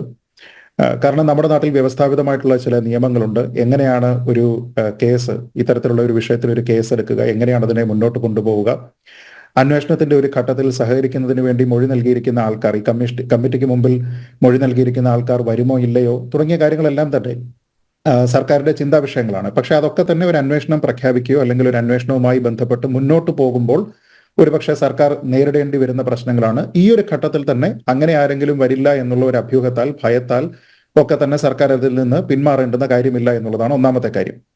രണ്ടാമത്തെ കാര്യം, ഈ ഒരു കമ്മിറ്റി രൂപീകരിക്കുന്ന സമയത്ത് ഇവരെന്തായാലും ഒരു റിപ്പോർട്ട് സമർപ്പിക്കും എന്ന് സർക്കാരിന് അറിയാം. അപ്പോൾ ആ കമ്മിറ്റിക്ക് വേണ്ടുന്ന റിപ്പോർട്ട് ഏത് രീതിയിലാണ് തയ്യാറാക്കേണ്ടത് എന്നതുമായി ബന്ധപ്പെട്ട് ടേംസ് ഓഫ് റെഫറൻസ് ഉണ്ട്. ആ ടേംസ് ഓഫ് റെഫറൻസ് തീരുമാനിക്കുന്നത് സർക്കാരാണ്. അങ്ങനെ സർക്കാർ ഒരു ടേംസ് ഓഫ് റെഫറൻസ് ഉണ്ടാക്കി ഒരു കമ്മിറ്റിയെ നിയമിക്കുന്നു. ആ കമ്മിറ്റി അവരുടെ ദീർഘകാലത്തെ അന്വേഷണത്തിന് ശേഷം ഒരു റിപ്പോർട്ട് സമർപ്പിക്കുന്നു. ആ റിപ്പോർട്ടിന് മേൽ ഇനി എന്താണ് ചെയ്യേണ്ടത് എന്നതിനെപ്പറ്റി സർക്കാരിന് കൃത്യമായിട്ടുള്ള ഒരു ബോധ്യം ഉണ്ടാകേണ്ടതാണ്. ഇപ്പൊ ഇത് നമ്മൾ സിനിമാ മേഖല ആയതുകൊണ്ടും അതിൽ ഉൾപ്പെട്ടിരിക്കുന്ന ആൾക്കാർ വളരെ ഗ്ലാമറസ് ആയിട്ടുള്ള ഒരു പ്രൊഫഷൻ ആയതുകൊണ്ട്, വളരെ സ്വീകാര്യരായിട്ടുള്ള, സർക്കാരിനും വളരെ വേണ്ടപ്പെട്ട ആൾക്കാരും ഒക്കെ ആയതുകൊണ്ടാണ് ഈ രീതിയിൽ ഇത് ചർച്ച ചെയ്യപ്പെടുന്നത്. നേരെ മറിച്ച് ഇത് മറ്റൊരു മേഖലയാണെന്ന് കരുതും, നമ്മുടെ ആരോഗ്യ മേഖലയാണ്. സ്വകാര്യ മേഖലയിലുള്ള ആശുപത്രികളെ സംബന്ധിച്ചിട്ടാണ് ഇത്തരത്തിലുള്ള ഒരു റിപ്പോർട്ട് എന്ന് ആലോചിച്ച് നോക്കൂ. അപ്പോൾ ഒരുപക്ഷെ സംരക്ഷിക്കേണ്ടി വരുന്ന, അല്ലെങ്കിൽ ഈ പറയുന്നത് പോലെ വളരെ അറിയപ്പെടുന്ന ആൾക്കാരുടെ എണ്ണം ചുരുങ്ങുകയും പൊതുജനത്തിന്റെ ഇൻട്രസ്റ്റ് അതിനനുസരിച്ച് വ്യത്യാസപ്പെടുകയും ഒക്കെ തന്നെ ചെയ്യും. അപ്പൊ ഈ ഒരു ഫീൽഡിന്റെ ഒരു പ്രത്യേകത എന്ന് പറയുന്നത് സർക്കാരിനെ ഒരുപക്ഷെ തീരുമാനങ്ങൾ എടുക്കുന്നതിൽ നിന്ന് പിന്നോട്ട് വലിച്ചു നിർത്തുന്നുണ്ട് എന്നുള്ളത് ഒരു വസ്തുതയാണ്. നമ്മൾ നോക്കിയാൽ സ്ത്രീകളുടെ സുരക്ഷയുമായി ബന്ധപ്പെട്ട് എന്തൊക്കെ പ്രധാനപ്പെട്ട പ്രശ്നങ്ങളാണ് ഇവർ ഫേസ് ചെയ്യുന്നത് എന്നതുമായി ബന്ധപ്പെട്ട് പഠിച്ചതിന് ശേഷം റിപ്പോർട്ട് നൽകാനാണ് കമ്മിറ്റിയോട് ആവശ്യപ്പെട്ടിരുന്നത്. അതിനോടൊപ്പം തന്നെ അവർക്ക് ഇവിടെ നിന്ന് ലഭിക്കേണ്ടുന്ന വേതനം, ജെൻഡർ ജസ്റ്റിസ്, ജെൻഡർ ഇക്വാലിറ്റി, സിനിമകളിലുള്ള വനിതകളുടെ കൂടുതൽ പ്രാതിനിധ്യം, പ്രത്യേകിച്ച് ടെക്നിക്കൽ സൈഡിലൊക്കെ എങ്ങനെയാണ്, അതേപോലെ ചില പ്രത്യേക കാലഘട്ടങ്ങളിൽ, ഉദാഹരണത്തിന് ഒരു കുട്ടി ഉണ്ടായ ശേഷം അല്ലെങ്കിൽ ആരോഗ്യ പ്രശ്നങ്ങൾ നേരിടുന്ന സമയത്ത് ഒക്കെ തന്നെ എങ്ങനെയാണ് അവർക്ക് തൊഴിൽ നൽകാൻ സാധിക്കുക, അവരെ എങ്ങനെ സഹകരിപ്പിക്കാം തുടങ്ങി കുറേയധികം കാര്യങ്ങളാണ് ഈ ടേംസ് ഓഫ് റെഫറൻസിൽ കൊടുത്തിരുന്നത്. അപ്പൊ അതിൽ ഏറ്റവും കൂടുതൽ പ്രാധാന്യം അർഹിക്കുന്ന വിഷയങ്ങളിൽ ഈ സുരക്ഷിതത്വം, അല്ലെങ്കിൽ അവരുടെ തൊഴിൽ ഉറപ്പ്, അല്ലെങ്കിൽ അവർക്ക് കിട്ടുന്ന കൃത്യമായ വേതനം എന്നീ വിഷയങ്ങളുണ്ട്. അപ്പൊ ഈ റിപ്പോർട്ട് കിട്ടിയതിന് ശേഷം ഇതിൽ എന്താണ് അടുത്ത സ്റ്റെപ്പ് എന്നതിനെപ്പറ്റി സർക്കാരിന് ഇപ്പോഴല്ല, അന്നേ തന്നെ വർഷങ്ങൾക്ക് മുൻപ് 2017 ഈ കമ്മിറ്റിയെ നിയമിക്കുന്ന സമയത്ത് തന്നെ ഒരു ബോധ്യം ഉണ്ടാകേണ്ടതായിരുന്നു. ആ ബോധ്യം സർക്കാരിന് ഇപ്പോഴുമില്ല. അത് വേറെ ഏതെങ്കിലും ഒരു സർക്കാരിനെ കുറ്റം പറയാൻ കഴിയില്ല. കാരണം ഇടയ്ക്ക് ഒരു ഗവൺമെന്റ് മാറിയെങ്കിലും നേരത്തെ ഉണ്ടായിരുന്ന പാർട്ടി തന്നെയാണ്, അല്ലെങ്കിൽ അതേ ആൾക്കാർ തന്നെയാണ് അധികാരത്തിൽ തുടരുന്നത് എന്നതുകൊണ്ട് അതിന് എക്സ്ക്യൂസ് ഇല്ല.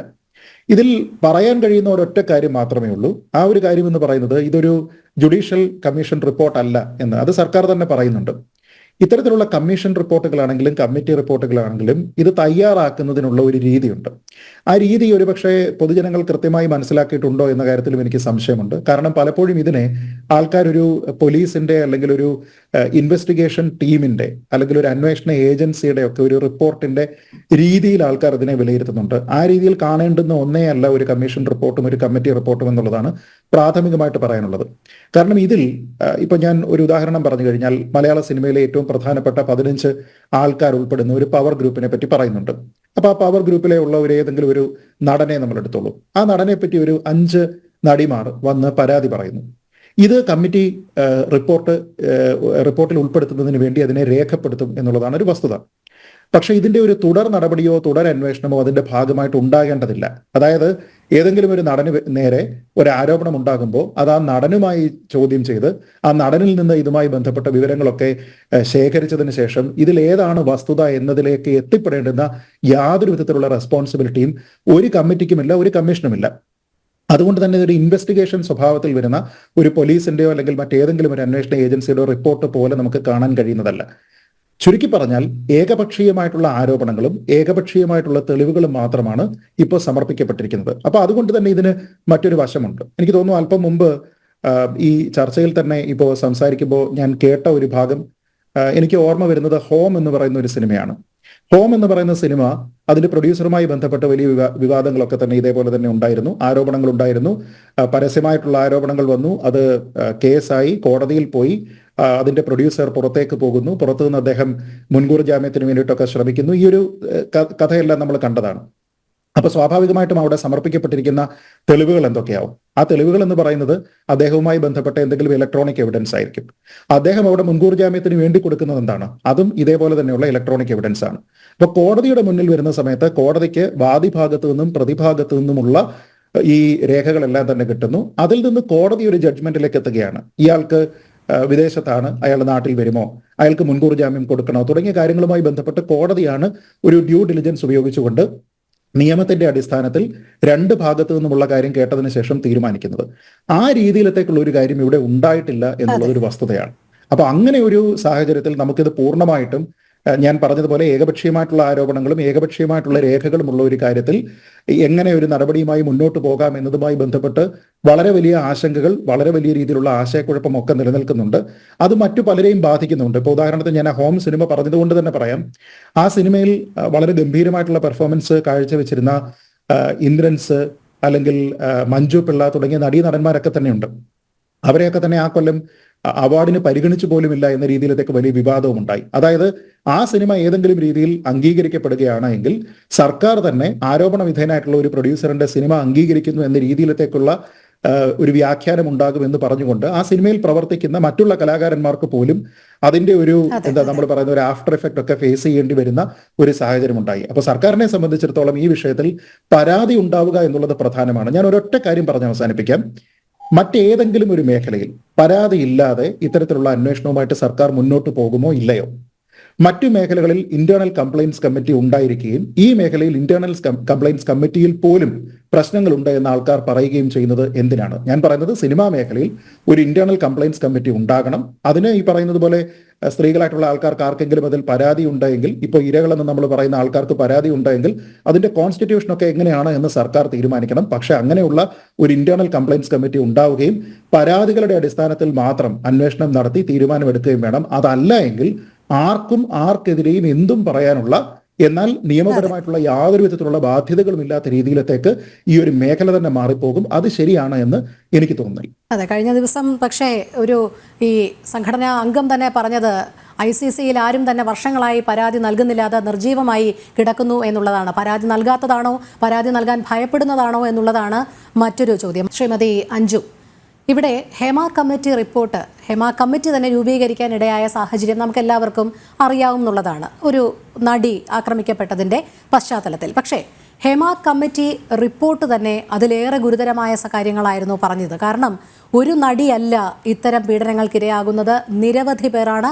ഈ സിനിമാ മേഖലയിലെ 30ഓളം മേഖലകളിലുള്ള സ്ത്രീകൾ, അത് ഏത് നടിമാരായിക്കൊള്ളട്ടെ അല്ലെങ്കിൽ ടെക്നിക്കൽ സൈഡ് ആയിക്കൊള്ളട്ടെ, എല്ലായിടത്തും ഈ വേർതിരിവുണ്ട് എന്നുള്ളതാണ്. ഇതിൻ്റെ ഭാഗമായി ഇന്റേണൽ കംപ്ലയിൻസ് കമ്മിറ്റി ഉണ്ടെങ്കിലും അത് നിർജീവമായി തന്നെ തുടരുന്നുണ്ട്. WCC ആദ്യഘട്ടത്തിൽ രൂപീകൃതമായി എങ്കിൽ പോലും ഇതിൽ പല അംഗങ്ങളും പിന്നീട് അതിൽ നിന്ന് പിന്മാറുകയും കൃത്യമായൊരു ഇടപെടലോ നടപടിയോ ഒന്നും ഇവരുടെ ഭാഗത്തു നിന്ന് അല്ലെങ്കിൽ ഒരു ഫോളോ അപ്പ് ഉണ്ടാകുന്ന രീതി കാണുന്നതേയില്ല. എന്തായാലും ഇതിൽ മുന്നിലേക്ക് വരാനും പരാതിപ്പെടാനുമൊക്കെ സ്ത്രീകൾക്ക്, പ്രത്യേകിച്ച് ഈ മേഖലയിൽ നിൽക്കുന്നവർക്ക് ഒരു ഭയമുണ്ട് എന്നുള്ളത് സത്യം തന്നെയാണ്. അതുകൊണ്ടാണല്ലോ അവർ മൊഴി കൊടുത്തപ്പോൾ ഒരു കാരണവശാലും തങ്ങളുടെ മൊഴിയുടെ വിശദാംശങ്ങളോ തങ്ങളുടെ പേര് വിവരങ്ങളോ ഒന്നും പുറത്തു വരരുതേ എന്ന് അപേക്ഷിക്കുകയായിരുന്നു എന്നാണ് ജസ്റ്റിസ് ഹേമ പറയുന്നത് പോലും. പക്ഷേ ഇത്രയധികം ഈ അങ്ങേയറ്റം ഗുരുതരമായ ആരോപണങ്ങളും നിരാശാജനകമായ പല കാര്യങ്ങളും ഒക്കെ ഈ മേഖലയിൽ നടന്നിട്ട് പോലും ഇപ്പോഴും ഇതിൽ ഇടപെടാൻ സ്ത്രീകളുടെ പ്രാതിനിധ്യം അല്ലെങ്കിൽ സ്ത്രീകളുടെ ഇടപെടൽ ഇല്ല എന്നുള്ളതാണ്. ഏറ്റവും ഒടുവിലായി സ്റ്റേക്ക് മുതിർന്ന ഒരു നടി പോലും അതിൽ മൊഴി കൊടുത്തതാണ്. തൻ്റെ മൊഴിയുടെ വിശദാംശങ്ങൾ ഏതു രീതിയിൽ പുറത്തു വരുമെന്നറിയില്ല എന്നുള്ള ആശങ്കയെന്നാണ് അവർ പങ്കുവെക്കുന്നത് മാധ്യമങ്ങളോട്. പക്ഷേ അവർക്ക് പോലും ഭയമാണ് ഇത് പുറത്തു വരുന്നത് എന്നുള്ളതാണ്. ഈ സ്ത്രീകൾ, ഈ ഇരകൾ ഇപ്പോഴും ആരെയാണ് ഈ ഭയപ്പെടുന്നത്? പ്രസക്തമായിട്ടുള്ള ചോദ്യമാണ്. അതിനു മുമ്പ് തന്നെ നമ്മൾ WCC നമുക്ക് തുടങ്ങാം. എന്താണ് ഹേമ കമ്മിറ്റി റിപ്പോർട്ട് ഉണ്ടാവാനുള്ളൊരു സാഹചര്യം എന്ന് പറഞ്ഞു കഴിഞ്ഞാൽ, അന്ന് നടി ആക്രമിക്കപ്പെട്ട കേസുമായിട്ട് ബന്ധപ്പെട്ടിട്ട് സ്ത്രീകൾക്ക്, സിനിമാ മേഖലയിലുള്ള സ്ത്രീകൾക്ക് സുരക്ഷ ഒരുപാട് പ്രശ്നങ്ങൾ അഡ്രസ്സ് ചെയ്തിട്ട് ഞങ്ങൾക്കൊരു സംഘടന വേണം എന്ന് ആവശ്യപ്പെട്ടുകൊണ്ട് WCC എന്ന് പറഞ്ഞ സംഘടന ഫോം ചെയ്യുവാണ്. എന്നിട്ട് ആ സംഘടനയിലെ പ്രവർത്തകർ ആവശ്യപ്പെട്ടനുസരിച്ചിട്ടാണ് മുഖ്യമന്ത്രിയെ പോയി കാണുകയും ഒക്കെ ചെയ്തു. നമ്മളതെല്ലാം വലിയ മീഡിയാസ് വലിയ ഹൈപ്പൊക്കെ കൊടുത്തു, നമ്മൾ കണ്ടു, ശരിയാണ്. അത് കഴിഞ്ഞിട്ട് ഈ കമ്മിറ്റി, അപ്പോൾ കമ്മിറ്റി നമുക്കറിയാം, കമ്മിറ്റി എന്ന് പറയുമ്പം ഒരു ജസ്റ്റിസാണ്, അതിൻ്റെ ഒപ്പം തന്നെ ഒരു ബ്യൂറോക്രാറ്റ് ഉണ്ടായിരുന്നു, ഒപ്പം മുതിർന്ന എത്രയോ വർഷങ്ങളുടെ അഭിനയ പാരമ്പര്യമുള്ള ഒരു മുതിർന്ന നടി ശാരദാമ്മ, ഇവർ 3 പേരും കൂടെ ചേർന്ന് കമ്മിറ്റി ഫോം ചെയ്യുന്നു. അപ്പോൾ ഫോം ചെയ്തിട്ട് സർക്കാരിൻ്റെ കയ്യിൽ അതിൻ്റെ എല്ലാ റിപ്പോർട്ടും വന്നു. അന്നത്തെ സിനിമാ മന്ത്രി അദ്ദേഹം അത് വായിച്ചിട്ടില്ല എന്ന് പറയുന്നു. അപ്പോൾ ഇങ്ങനെ കുറേ ഗുരുതരമായിട്ടുള്ള പ്രശ്നങ്ങളുണ്ട്. അതോടൊപ്പം തന്നെ നമ്മൾ അഡ്രസ്സ് ചെയ്യപ്പെടേണ്ടതായിട്ടുള്ള ഏറ്റവും വലിയൊരു വിഷയം എന്താണെന്ന് വെച്ച് കഴിഞ്ഞാൽ WCC ഫോം ചെയ്തു. ഈ WCC പോലും പല പ്രാവശ്യം കാണിച്ചിട്ടുള്ള അവർക്ക് ഒരു കൃത്യമായ നിലപാട് സ്ത്രീകൾക്ക് വേണ്ടി, സ്ത്രീ പക്ഷത്തിന് വേണ്ടി നിൽക്കുന്നു എന്ന് പറഞ്ഞിട്ടാണ്. അതായത് സിനിമാ മേഖലയിൽ തന്നെയുള്ള എല്ലാവരെയും, ആക്ടിങ് മാത്രമല്ല, സിനിമയിലുള്ള ക്യാമറയ്ക്ക് മുന്നിലും പിന്നിലും ഒക്കെ പ്രവർത്തിക്കുന്ന എല്ലാ സ്ത്രീകൾക്കും വേണ്ടി ഉള്ള ഒരു സംഘടന എന്ന് പറഞ്ഞിട്ട് തുടങ്ങിയ ഒരു സംഘടന. പക്ഷെ പലപ്പോഴും ആ സംഘടനയുടെ പ്രവൃത്തി നമ്മൾ നോക്കിക്കഴിയുമ്പോൾ എന്തുകൊണ്ടായിരിക്കും ഈ ഒരു സംഘടനയോട് ജനങ്ങൾക്ക്, ഞാൻ ചെക്ക് ചെയ്യുന്നൊരു കാര്യമുണ്ട്, ഈ ഒരു വിഷയം വന്നപ്പോൾ പോലും ഹേമ കമ്മിറ്റി റിപ്പോർട്ട് വന്നു കഴിഞ്ഞിട്ട് പൊതുജനം ഈ ഒരു WCCയോനെ ശരിക്കും അവരെ ഒരു ഇരട്ടത്താപ്പുള്ള ഒരു സംഘടന ആ രീതിയിലാണ് കാണുന്നത്. അതിന് വ്യക്തമായിട്ടുള്ള കാരണങ്ങളുണ്ട് കേട്ടോ. കാരണം അതിൻ്റെ മുന്നിൽ നിന്ന ആൾക്കാരെല്ലാവരും പലപ്പോഴും അവർ കാണിച്ചിട്ടുള്ളത് അവർക്കൊക്കെ ഒരു വ്യക്തമായിട്ടൊരു പൊളിറ്റിക്സ് ഉണ്ട്. അത് ആ രീതിയിലൊരു പൊളിറ്റിക്കൽ ഇതിൽ തുടങ്ങിയ ഒരു സംഘടന കൂടെ തന്നെയാണത്. അതോടൊപ്പം തന്നെ പല പ്രാവശ്യം, അതായത് ഇവർക്ക് ഈ ഒരു സംഘടനയ്ക്ക് എന്നും ചൂണ്ടിക്കാണിക്കാനുണ്ടാവുക എപ്പോഴും ഒരു പ്രത്യേക നടൻ അല്ലെങ്കിൽ ഒരേ ഒരു അവളോടൊപ്പം എന്നുള്ളൊരു നിലപാട് സ്റ്റാർട്ട് ചെയ്ത് വന്നത് കഴിഞ്ഞപ്പോഴാണ് നമ്മൾ ശരിക്കും പറഞ്ഞാൽ WCC സംഘടനയെ ചോദ്യം ചെയ്ത് തുടങ്ങിയത്. എന്തിനാണ് ഇങ്ങനെ ഒരു സംഘടന എന്ന് പറഞ്ഞിട്ട്. കാരണം അതിനുശേഷം നമ്മൾ 2-3 മീറ്റു ആയിട്ട് ബന്ധപ്പെട്ട് 2-3 കാര്യങ്ങൾ കേട്ടു. അപ്പം അതിൽ തന്നെ ഇപ്പം ശ്രീജിത്ത് പണിക്കർ പറഞ്ഞു, അദ്ദേഹം പറഞ്ഞ പോലെ ഹോം സിനിമയായിട്ട് ബന്ധപ്പെട്ട് ആ ഒരു നിർമ്മാതാവിനെതിരെ WCC സംഘടന പ്രതികരിക്കുന്നത് കണ്ടിരുന്നു. അതോടൊപ്പം തന്നെ നേരത്തെ പറഞ്ഞ കേസുള്ളത് കൊണ്ട് അതുമായിട്ട് ബന്ധപ്പെട്ട പേരുകളൊന്നും പറയുന്നില്ല. ആ ഒരു നടനെതിരെ ഘോരഘോരം പ്രസംഗിച്ചു. വിലക്കുകളെല്ലാം വന്നു. അതിൽ തന്നെ പ്രവർത്തിച്ച നടി, അതായത് ഒരേ ഒരു നടൻ മാത്രം വിലക്ക് വേണം. പക്ഷെ അതിനുശേഷം മറ്റൊരു മീറ്റു വലിയൊരു ഗുരുതരമായിട്ടുള്ള ആരോപണം വന്നിട്ടുണ്ടായിരുന്നു. അത് ഒരു സിനിമ ആഭാസം എന്ന് പറഞ്ഞ ഒരു സിനിമയുമായിട്ട് ബന്ധപ്പെട്ടിട്ട് അതിൽ അഭിനയിച്ച നടി ഏറ്റവും ഗൗരവകരമായിട്ടുള്ള ഒരു എന്താ പറയുക ആരോപണം ഒരു നടനെതിരെ കൊണ്ടുവന്നു. എന്നിട്ട് അതേ നടന് തന്നെയാണ് നമ്മുടെ അതേ സർക്കാർ ആ വർഷത്തെ എനിക്ക് തോന്നുന്നു അവാർഡൊക്കെ കൊടുത്തിട്ടുണ്ടായിരുന്നു, സ്വഭാവ നടനോ അങ്ങനെയൊക്കെ പറഞ്ഞിട്ട്. ഇതേ സ്വഭാവ നടൻ പല പ്രാവശ്യം സ്ത്രീ വിരുദ്ധമായിട്ടുള്ള പല പരാമർശങ്ങൾ കാണിച്ചിട്ടും WCCയുടെ ഭാഗത്തു നിന്നൊന്നും വലിയ ഇതൊന്നും ഉണ്ടായിട്ടില്ല.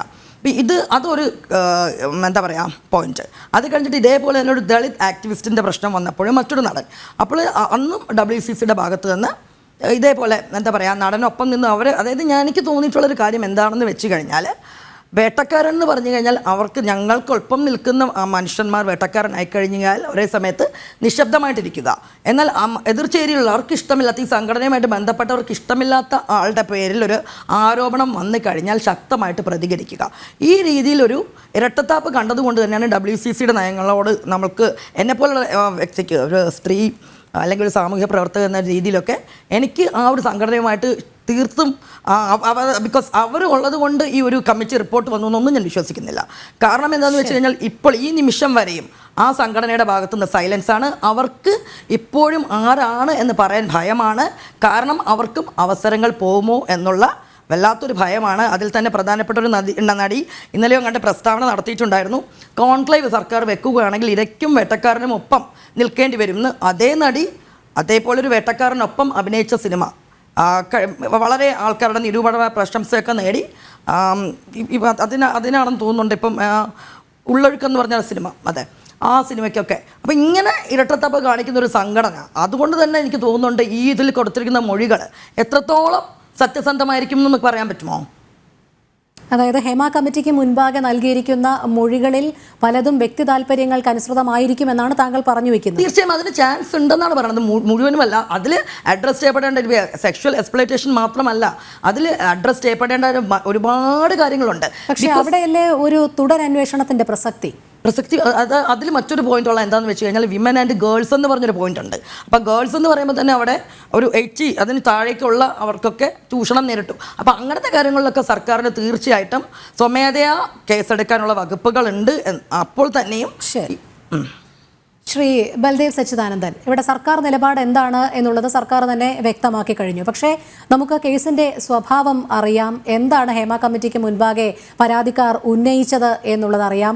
അതുതന്നെ, അതായത് ബലാത്സംഗം ഉൾപ്പെടെയുള്ള ലൈംഗിക ചൂഷണം തന്നെയാണ് നടന്നിട്ടുള്ളത്. ലൈംഗികതയ്ക്ക് വേണ്ടി ഡിമാൻഡ് ചെയ്യുക, ഇങ്ങനെയൊക്കെയുള്ള കൊഗ്നൈസബിൾ ഒഫൻസ് ആണ് നടന്നിട്ടുള്ളത്. അത് കൃത്യമായി പൊതുസമൂഹം അറിഞ്ഞതാണ്, സർക്കാർ അറിഞ്ഞതാണ്. പിന്നെയും എന്തിനാണ് ഈ പൂഴ്ത്തിവയ്പ് എന്നുള്ളത് തന്നെയാണ് ഹൈക്കോടതി ഇന്നും ചോദിച്ചത്. തുടർ നടപടി എന്ത് സ്വീകരിക്കുമെന്നും കോടതി ചോദിച്ചിട്ടുണ്ട്. ഇവിടെ സർക്കാർ നിലപാട് താങ്കൾ എങ്ങനെ കാണുന്നു? നിലപാടിനെ Sky is full of mystery with the twinkling stars and the beautiful moon. Hema committee റിപ്പോർട്ടിന്റെ ആദ്യത്തെ വാചകം. ഈ കമ്മീഷൻസ് ആൻഡ് എൻക്വയറീസിനെ നിയമിക്കുന്നത് commission of enquiry act 1952 section 3 അനുസരിച്ച്. അങ്ങനെ ഒരു റിപ്പോർട്ട് വന്നു കഴിഞ്ഞാൽ ഏതൊരു ഗവൺമെന്റ്, അത് കേന്ദ്ര ഗവൺമെന്റ് ആയാലും സംസ്ഥാന ഗവൺമെന്റ് ആയാലും, രണ്ട് ഓപ്ഷനാണ് ഗവൺമെന്റിന്റെ മുന്നിലുള്ളത്. ഒന്നുകിൽ ആ റിപ്പോർട്ട് പരിപൂർണമായിട്ട് തള്ളിക്കളയാം, അല്ലെങ്കിൽ ആ റിപ്പോർട്ട് പരിപൂർണമായിട്ട് സ്വീകരിച്ചുകൊണ്ട് തുടർ നടപടികളിലേക്ക് പോകാം.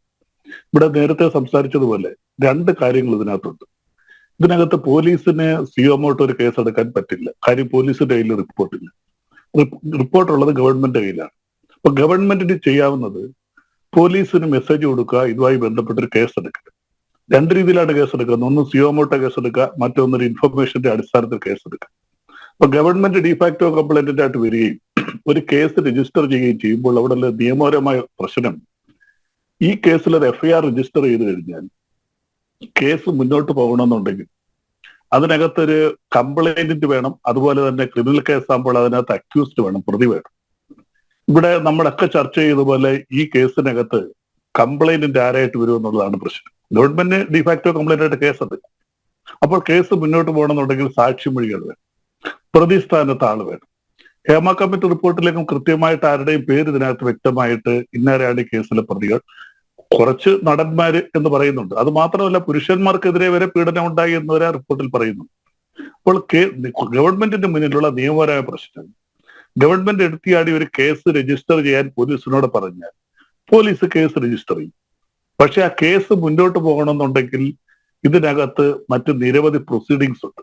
ഒന്ന്, ഈ കേസുമായി ബന്ധപ്പെട്ട ഈ മൊഴി കൊടുത്തിരിക്കുന്ന സ്ത്രീകൾ മുന്നോട്ട് വന്ന് ഈ അന്വേഷണ കമ്മീഷന്റെ മുന്നാകെ അല്ലെങ്കിൽ പോലീസിന്റെ മുന്നാകെ പേര് ഡിസ്ക്ലോസ് ചെയ്ത് വെളിപ്പെടുത്ത കൊടുക്കാൻ അവർ തയ്യാറാണ്. ഒന്നത്, അങ്ങനെ സാഹചര്യ തെളിവുകൾ വെച്ചുകൊണ്ട് വേണം കോടതിയിൽ കേസ് ചാർജ് കൊടുക്കാൻ. അപ്പോൾ ഇവിടെ ഇങ്ങനെ ഒരു ഈ സ്ത്രീകളോ പുരുഷന്മാരോ ആരും ആയിക്കോട്ടെ, പുരുഷന്മാരും പീഡനത്തിന് വിധേയമായിട്ടുണ്ട്, അവരാരും തയ്യാറാകുന്നില്ലെങ്കിൽ 6 മാസം കഴിയുമ്പോൾ ഇത് റഫർ ചാർജ് എഴുതി കളയേണ്ടി വരും.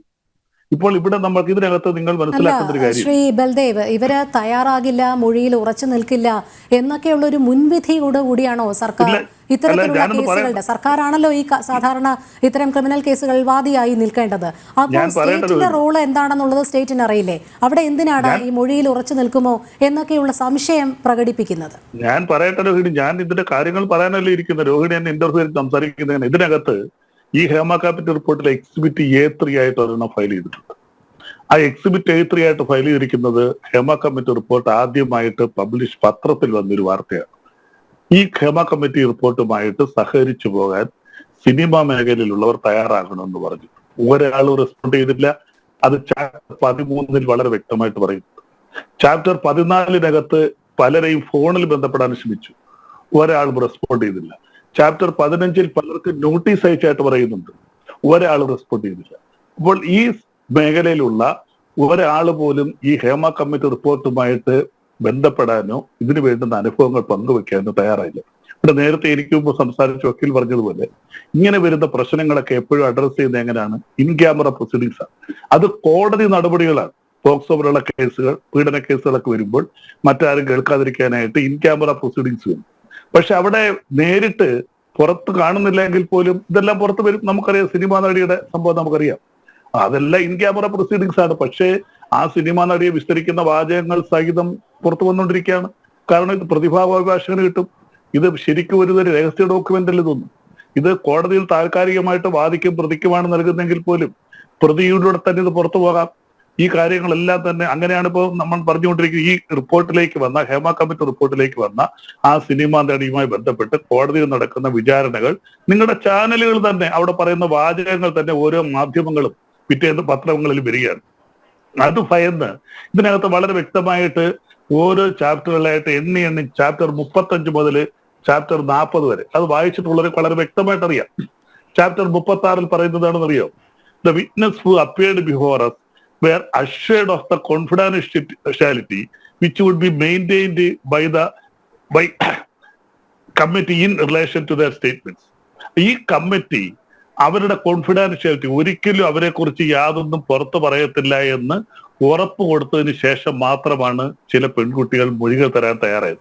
ഇത് ചാപ്റ്റർ 37-ലും 38-ലും 40-ലും എല്ലാം ഇതിനകത്ത് വ്യക്തമായിട്ട് പറയുന്നുണ്ട്. അല്ല, ഒരു സംശയം കൊണ്ടാണ്. കാരണം നമ്മുടെ നാട്ടിൽ നടക്കുന്ന ബലാത്സംഗ കേസുകളിലും അല്ലെങ്കിൽ സ്ത്രീകൾ ഇരയാക്കപ്പെടുന്ന കേസുകളിലുമൊക്കെ അവരുടെ സ്വകാര്യത 100% സംരക്ഷിച്ചുകൊണ്ട് തന്നെയാണല്ലോ കോടതി പ്രൊസീഡിങ്സ് മുന്നോട്ട് പോകുന്നത്. പ്രതിക്കും കാര്യങ്ങൾ അറിയാം, അതുകൊണ്ട് ഇത് പുറം ലോകം അറിയും, എങ്ങനെയെങ്കിലും ലീക്കാവും, മാധ്യമങ്ങൾ ഇത് പുറത്തെത്തിക്കും എന്നൊക്കെ പറയുന്നത് തികച്ചും ബാലിശമല്ലേ? അങ്ങനെയാണെങ്കിൽ നമ്മുടെ നാട്ടിൽ എങ്ങനെ നിയമവാഴ്ച നടത്താനാകും? ഒരു ബലാത്സംഗം നടന്നു 80-ലേറെ പേർ ഒരു പെൺകുട്ടിയെ പീഡിപ്പിച്ച കഥകൾ ഉണ്ടായിട്ടുണ്ട്, കേസ് ഉണ്ടായിട്ടുണ്ട്. അവരെയൊക്കെ നിയമത്തിന്റെ മുന്നിൽ കൊണ്ടുവന്ന് വിചാരണ നടത്തിയത് എങ്ങനെയാണ്? ഇത് പുറത്തു പോകും എന്നുള്ള അറിവോടുകൂടി രഹസ്യമായി വെക്കരുതായിരുന്നോ അന്ന് സർക്കാരിന്? എന്തിനാ? എന്റെ അറിവിൽ സോളാർ കമ്മീഷൻ റിപ്പോർട്ടിന്മേൽ കേസ് നടപടിയെടുത്തില്ലേ? അത് ഒരു കമ്മീഷനാണ്. അവർക്ക് ഞാനൊന്ന് പറയട്ടെ രോഹിണി, ഞാനൊന്ന് പറഞ്ഞ് കംപ്ലീറ്റ് ചെയ്യട്ടെ. രോഹിണി ബാക്കി ആരും സംസാരിക്കുമ്പോൾ ഇന്റർവ്യൂ ആയിരിക്കും എന്നെ വേറെ എന്തെങ്കിലും ഉദ്ദേശമാണെങ്കിൽ ഞാനൊക്കെ ചർച്ച ചെയ്തു തുടരാം. ഞാൻ ചില രോഹിണി പറഞ്ഞ ഇത് രണ്ടും രണ്ടാണ്. ഒരു ബലാത്സംഗ കേസിൽ ശരിയാണ്, ഇൻ ക്യാമറ പ്രൊസീഡിങ്സ് ആണ്. പക്ഷേ ഈ സംഭവം നടന്നു കഴിയുമ്പോൾ പത്രത്തിലൊക്കെ ഇൻഡയറക്റ്റ് ആയിട്ട് വാർത്ത വന്നു കഴിഞ്ഞു. ഞാൻ പറഞ്ഞല്ലോ തുടക്കത്തിൽ, ഈ കേസിലേക്ക് നയിച്ച നമ്മൾ ആരും പേര് പറയാൻ ആഗ്രഹിക്കാത്ത എല്ലാവർക്കും അറിയാവുന്ന ആ സിനിമാ നടിയുടെ പേര് കേരളത്തിൽ എല്ലാവർക്കും അറിയാമല്ലോ. അത് പരസ്യമായ കാര്യമാണ്. അവിടെ നടക്കുന്ന വിചാരണകൾ നിങ്ങൾ തന്നെ റിപ്പോർട്ട് ചെയ്യുന്നു. ഇതെല്ലാം പരസ്യമാണ്, ഇൻ ക്യാമറ പ്രൊസീഡിങ്സ് ആണ്. പക്ഷെ ഇതെല്ലാം പുറത്തു വരുന്നു. അതുപോലെയല്ല ഈ കേസ്. അവിടെ റേപ്പ് ചെയ്യപ്പെടുന്ന പെൺകുട്ടി നമ്മുടെ കേരളത്തിൽ പല സംഭവം ഉണ്ടായിട്ടുണ്ട്. അതെല്ലാം പിറ്റേന്ന് പത്രവാർത്ത സഹിതം വരും. നമുക്കറിയാം വാളയാർ ഉൾപ്പെടെയുള്ള സംഭവങ്ങൾ ഇവിടെ ഇരിക്കുന്ന എല്ലാവർക്കും അറിയാം, കേരളത്തിലെ 3.5 കോടി ജനങ്ങൾക്കും അറിയാം. പക്ഷെ ഈ സിനിമയിൽ ഈ മൊഴി കൊടുത്തിരിക്കുന്ന പീഡിപ്പിക്കപ്പെട്ട പെൺകുട്ടികൾ ആരാണെന്ന് എനിക്കോ രോഹിണിക്കോ ഇവിടെ ഇരിക്കുന്ന ബഹുമാനപ്പെട്ട വിജയ് തമ്പി സാറിനോ ശ്രീജിത്ത് പണിക്കർക്കോ ആർക്കെങ്കിലും അറിയാവോ? നമുക്കാർക്കും അറിയില്ല. അവർ വളരെ കോൺഫിഡൻഷ്യലായിട്ട്, മറ്റേ നമ്മൾ ഇൻ ക്യാമറ പ്രൊസീഡിങ്സ് ആണ്, വിക്ടിമിന്റെ പേര് പറയുന്ന നിയമത്തിലുള്ളതുകൊണ്ട് പേര് പറയാറില്ല. പക്ഷെ പറയാറില്ലെങ്കിലും ഈ കേരളത്തിലല്ല ഈ ലോകത്തിലുള്ള എല്ലാ മനുഷ്യർക്കും ഈ സംഭവം അറിയാം. നമുക്കറിയാം ജമ്മു കാശ്മീർ നടന്ന സംഭവം പോലെ കന്യാകുമാരി നടക്കുന്ന എല്ലാ സംഭവങ്ങളിലും, റേപ്പ് കേസിലും മറ്റു കേസുകളിലും എല്ലാത്തിലും നമുക്ക് ഈ വിക്ടിമിന് ഇപ്പൊ നമുക്ക് ഏറ്റവും റീസെന്റ് ആയിട്ട് നടന്നല്ല പശ്ചിമ ബംഗാൾ നടന്നത് എല്ലാവർക്കും അറിയാം ഏത് പെൺകുട്ടിയാണെന്നത്. അപ്പോൾ ഇതെല്ലാം അറിയാവുന്ന കാര്യമാണ്. പക്ഷെ ഈ കാര്യത്തിൽ അങ്ങനെയല്ല. ഈ മൊഴി കൊടുത്തിരിക്കുന്ന പെൺകുട്ടികൾ ആരാണെന്ന് അവരുടെ പേരോ ഐഡന്റിറ്റിയോ ഒന്നും ഈ റിപ്പോർട്ടിൽ പോലും പറയുന്നില്ല. അതാണ് ഞാൻ പറയുന്നത്. ചാപ്റ്റർ 36, 37, 38, 40 നല്ലതുപോലെ വായിച്ചു നോക്കൂ. അതിനകത്തൊന്നും അവരുടെ പേര് പറയരുത്. പക്ഷെ കമ്മീഷന്റെ കാഴ്ചപ്പാടെന്തായിരുന്നു? നിങ്ങളുടെ പേരല്ല പ്രശ്നം, നിങ്ങൾ പറയുന്ന സ്റ്റേറ്റ്മെന്റിലെ ഫാക്ട്സ് ആണ് പ്രശ്നം. ആ ഫാക്ട്സ് വെച്ചുകൊണ്ട് മുന്നോട്ട് പോകണം. അത് ഇതിന്റെ ഒരു വശം. അപ്പൊ ഞാനതോടെ പറഞ്ഞോട്ടെ. അപ്പൊ തുടക്കത്തിൽ ഞാൻ പറഞ്ഞത്, ഇതിനകത്ത് കേസെടുക്കുന്നതിന് ഗവൺമെന്റ് ബുദ്ധിമുട്ടൊന്നുമില്ല. പക്ഷെ ഗവൺമെന്റ് വെറുതെ ഒരു FIR രജിസ്റ്റർ ചെയ്ത് കഴിഞ്ഞാൽ ഇത്രയും കൂടുതൽ ശക്തമായിട്ട് ഒരു ഹൈക്കോടതിയുടെ വനിതാ ജഡ്ജിയുടെ മുന്നിൽ പോലും മൊഴി കൊടുക്കാൻ മടിച്ച സ്ത്രീകൾ അവർ മുന്നോട്ട് വരണമെന്നാണ് എൻ്റെ ഒരു അഭിപ്രായം. പക്ഷേ അവർ വരാനുള്ള സാധ്യതയുണ്ടോ? ഒരു ഹൈക്കോടതി ജഡ്ജിയാണ്, ഒരു വനിതാ ജഡ്ജിയാണ്, വേറെ ആരുമില്ല. അവരുടെ റൂമിലിരുന്ന് സ്വകാര്യമായിട്ട് ആരും അറിയാതെ പോലും മൊഴി കൊടുക്കാൻ മടിക്കുകയും ഒടുവിൽ അവരുടെ നിർബന്ധത്തിന് മൊഴി കൊടുക്കുകയും ഭയപ്പാടോടുകൂടിയാണ് നിർബന്ധത്തിന് വഴങ്ങിയെന്ന് ഒരിക്കലും പറയാൻ പാടില്ല. കാരണം സ്വമേധയാ തന്നെയാണ് അവർ വന്നത്. അത് മാത്രമല്ല, ഈ കമ്മിറ്റി റിപ്പോർട്ട് വന്നതിന് ശേഷം ഇപ്പോൾ ഈ 5 ദിവസത്തിനുള്ളിൽ നടന്ന സർക്കാരിന്റെ നിലപാടുകൾ തന്നെ ഇനി ആര് ധൈര്യസമേതം മുന്നോട്ട് വരും? കഴുകന്മാർക്ക് കൈത്താങ്ങാകുന്ന രീതിയിൽ തന്നെയല്ലേ കമ്മിറ്റി റിപ്പോർട്ടിലെ കാര്യങ്ങളാണ് പറയുന്നത്. ചാപ്റ്റർ 13, 14, 15 വളരെ വ്യക്തമായിട്ട് പറയുന്നുണ്ട്. ഒരാൾ പോലും മുന്നോട്ട് വന്നില്ലായിരുന്നു. ആ റിപ്പോർട്ടിലെ കാര്യങ്ങളാണ് പറഞ്ഞാൽ എന്റെ കയ്യിൽ നിന്നുള്ള കാര്യങ്ങളൊന്നും അല്ല ഞാൻ പറയുന്നത്. ശരി, ശ്രീ വിനു കിരിയത്ത്, എന്തെങ്കിലും മാറ്റം ഉണ്ടാകും എന്ന് പ്രതീക്ഷിക്കുന്നുണ്ടോ?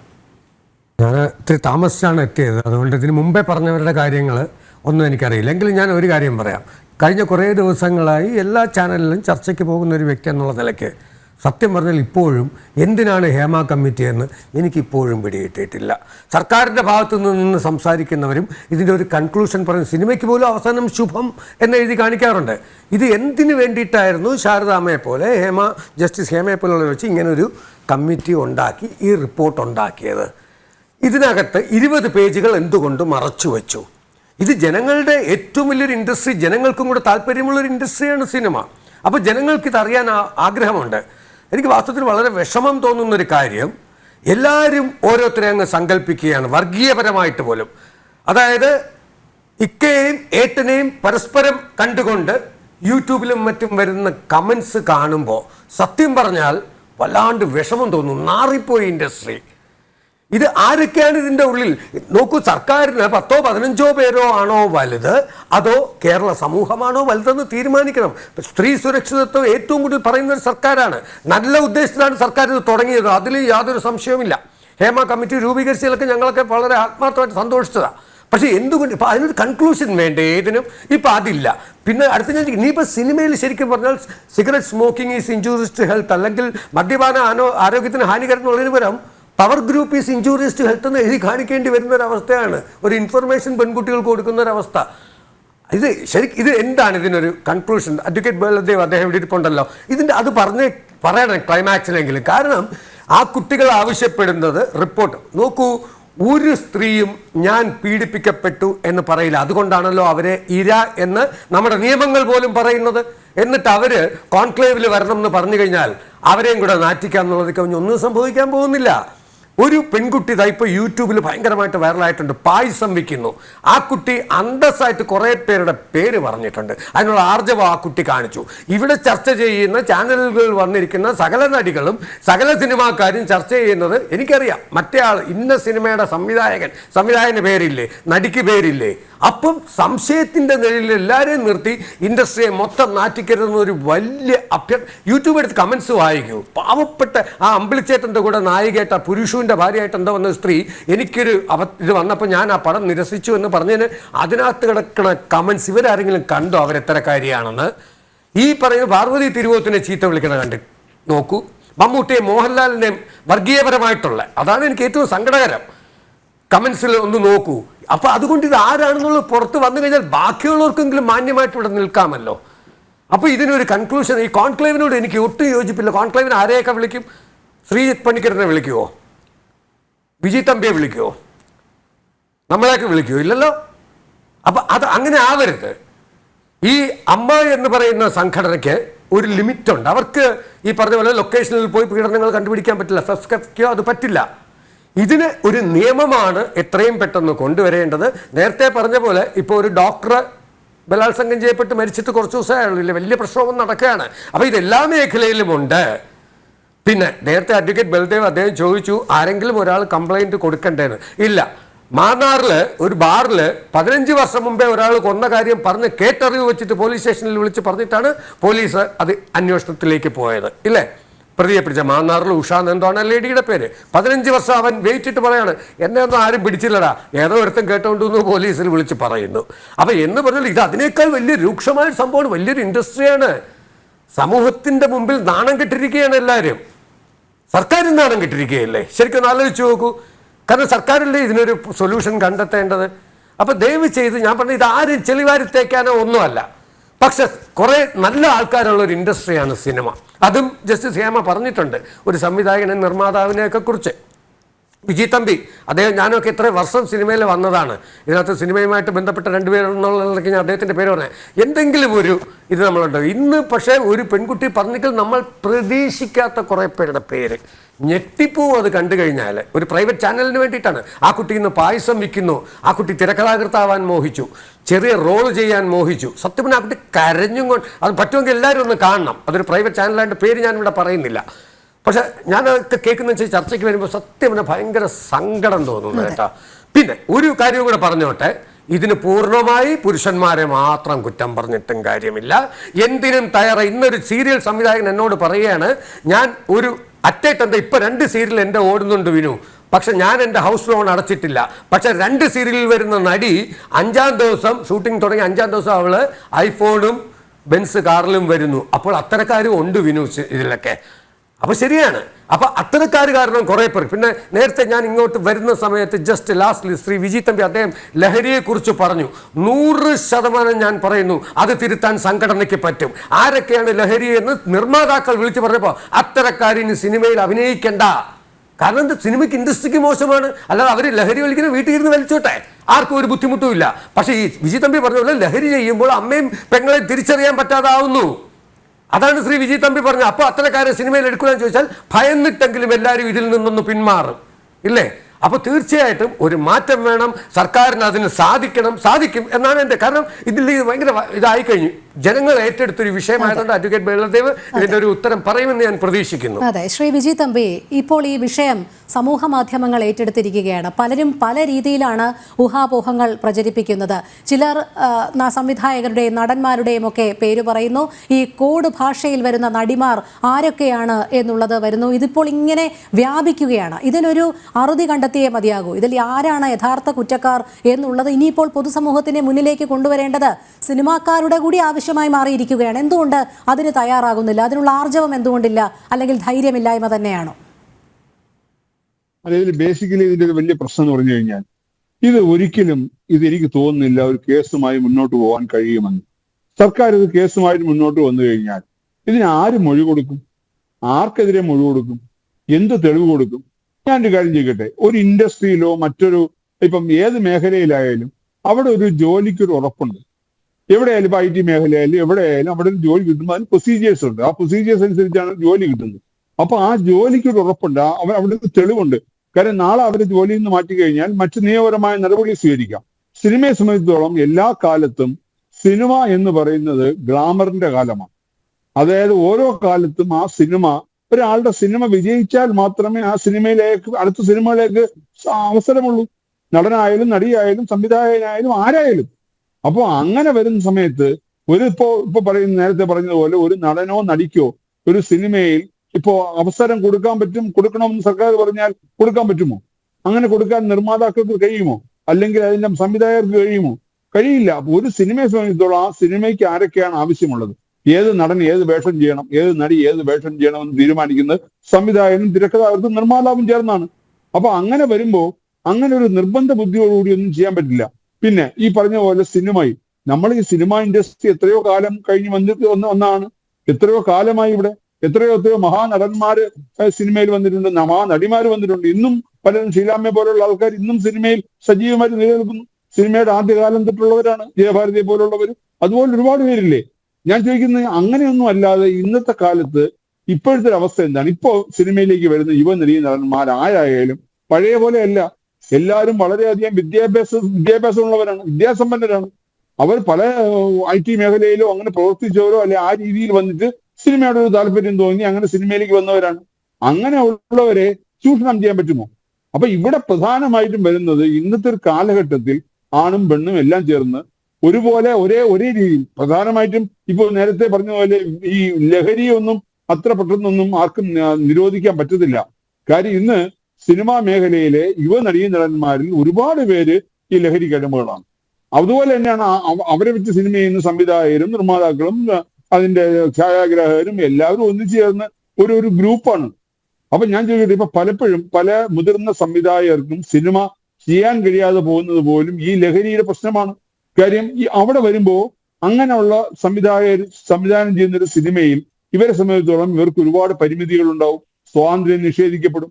അപ്പൊ അങ്ങനെയുള്ള സംഭവം വരുമ്പോൾ മറ്റത് ബ്രോ എന്നുള്ള രീതിയിൽ ഒരു ഗ്രൂപ്പായിട്ട് മാറി അവരെല്ലാവരും ചേർന്ന് ലഹരി ഉപയോഗിക്കുന്നു. ഷൂട്ടിംഗ് തുടങ്ങുന്നതിന് മുമ്പ് ഉപയോഗിക്കുന്നു, ഷൂട്ടിംഗ് നടന്നുകൊണ്ടിരിക്കുമ്പോൾ ഉപയോഗിക്കുന്നു. അപ്പൊ ആ ഒരു ലഹരിയിലാണ് പലപ്പോഴും സിനിമകൾ ഇന്ന് നടന്നു പോകുന്നത്, പല സിനിമകളും. അപ്പൊ അതുപോലെ തന്നെ കാരവൻ സംസ്കാരം. ഇന്ന് കാരവൻ ഓരോ സിറ്റി ചെന്നാലും എത്ര കാരവനാണ്? നായകന് കാരവൻ, നായികയ്ക്ക് കാരവൻ, മറ്റവന് കാരവൻ, മറിച്ചവന് കാരവൻ. അപ്പൊ ഇവിടെ കാരവൻ സംസ്കാരത്തിൽ കാരവനകത്ത് എന്തൊക്കെയാണ് നടക്കുന്നത്? അതിനകത്ത് ലഹരി ഉപയോഗം നടക്കുന്നുണ്ടാവാം, അതിനകത്ത് മറ്റ് സെക്ഷുവൽ കാര്യങ്ങൾ നടക്കുന്നുണ്ടാവാം, ആർക്കറിയാൻ പറ്റും. അപ്പൊ ഒരു കാരവനകത്ത് കയറി ഇരുന്ന് കഴിഞ്ഞാൽ ഒരു ഷോർട്ട് സമയത്താണ് ഇറങ്ങി വരുന്നത്. അപ്പൊ ആ രീതിയിൽ പോലും ഒരുപാട് രഹസ്യങ്ങൾ ഈ സിനിമയുടെ പുറം ഭാഗങ്ങളിൽ നടന്നുകൊണ്ടിരിക്കുന്നത്. അല്ല ശ്രീ വിജി തമ്പി, ഇത്തരം രഹസ്യങ്ങളൊക്കെ അനുവദിച്ച് കൊടുത്ത് അത് തുടർന്നും അങ്ങനെ നടക്കേണ്ട കാര്യങ്ങളാണോ? താങ്കൾ നേരത്തെ പറഞ്ഞതുപോലെ ഇപ്പോൾ ഒരു നടന്റെ മൂല്യം അല്ലെങ്കിൽ നടിയുടെ മൂല്യമൊക്കെ തീർച്ചയായും നിശ്ചയിക്കപ്പെടും ഹിറ്റ് സിനിമകളുടെ പശ്ചാത്തലത്തിൽ തന്നെ എന്ന് കരുതി അവസരം നിഷേധിക്കുന്നവർ തങ്ങൾ ഈ കാരണം കൊണ്ടാണ് തങ്ങൾക്ക് അവസരം നിഷേധിക്കുന്നത് എന്ന് പറഞ്ഞാൽ അത് അവർക്ക് അവസരം കിട്ടാത്തത് കൊണ്ടുള്ള അസൂയാലുക്കളാകുന്നത് കൊണ്ടുള്ള പ്രതികരണം മാത്രമാണ് എന്ന് നമുക്ക് പറഞ്ഞ് സ്ഥാപിക്കാൻ കഴിയുമോ? അവിടെ ഏതെങ്കിലും രീതിയിലുള്ള സത്യാവസ്ഥ പല കാര്യങ്ങളിലും ഉണ്ടാകുകയില്ലേ?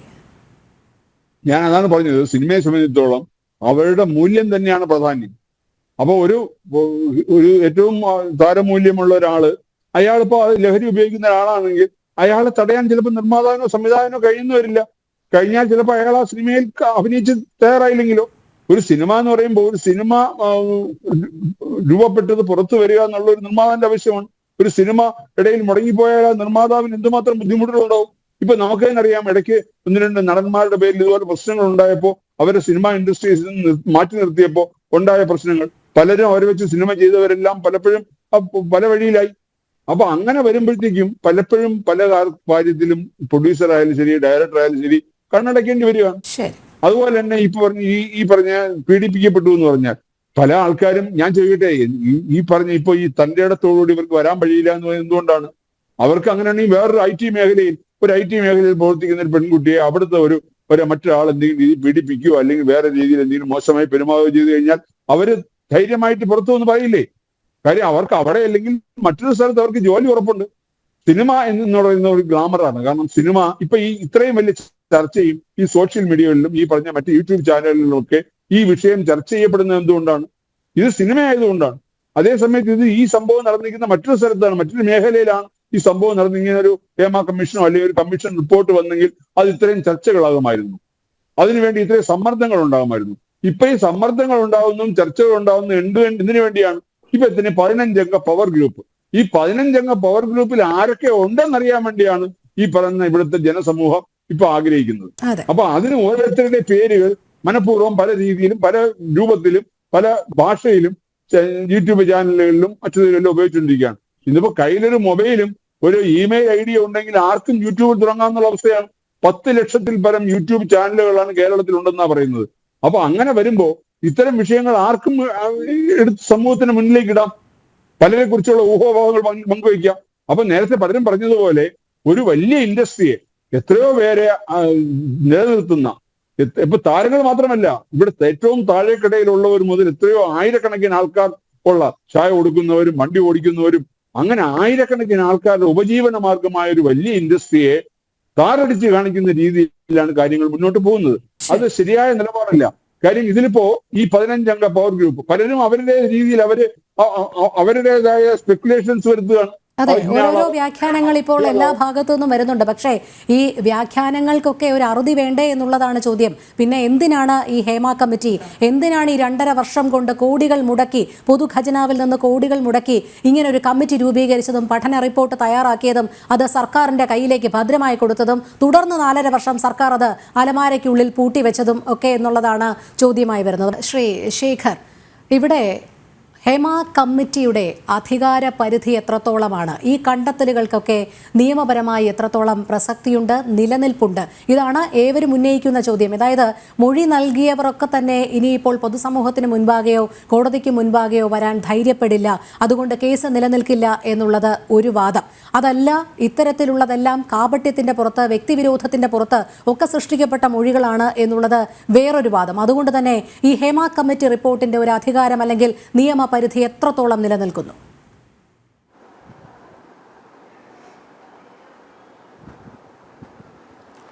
ഹേമ കമ്മിറ്റി സർക്കാർ കോൺസ്റ്റിറ്റ്യൂട്ട് ചെയ്തിട്ടുള്ളത് ഭരണഘടനയുടെ 162 അനുച്ഛേദ പ്രകാരം ഉള്ള അധികാരം ഉപയോഗിച്ചാണ് കോൺസ്റ്റിറ്റ്യൂട്ട് ചെയ്തിട്ടുള്ളത്. അതിൻ്റെ ചെയർപേഴ്സൺ ആയിട്ടുള്ളത് ഒരു ജസ്റ്റിസാണ്.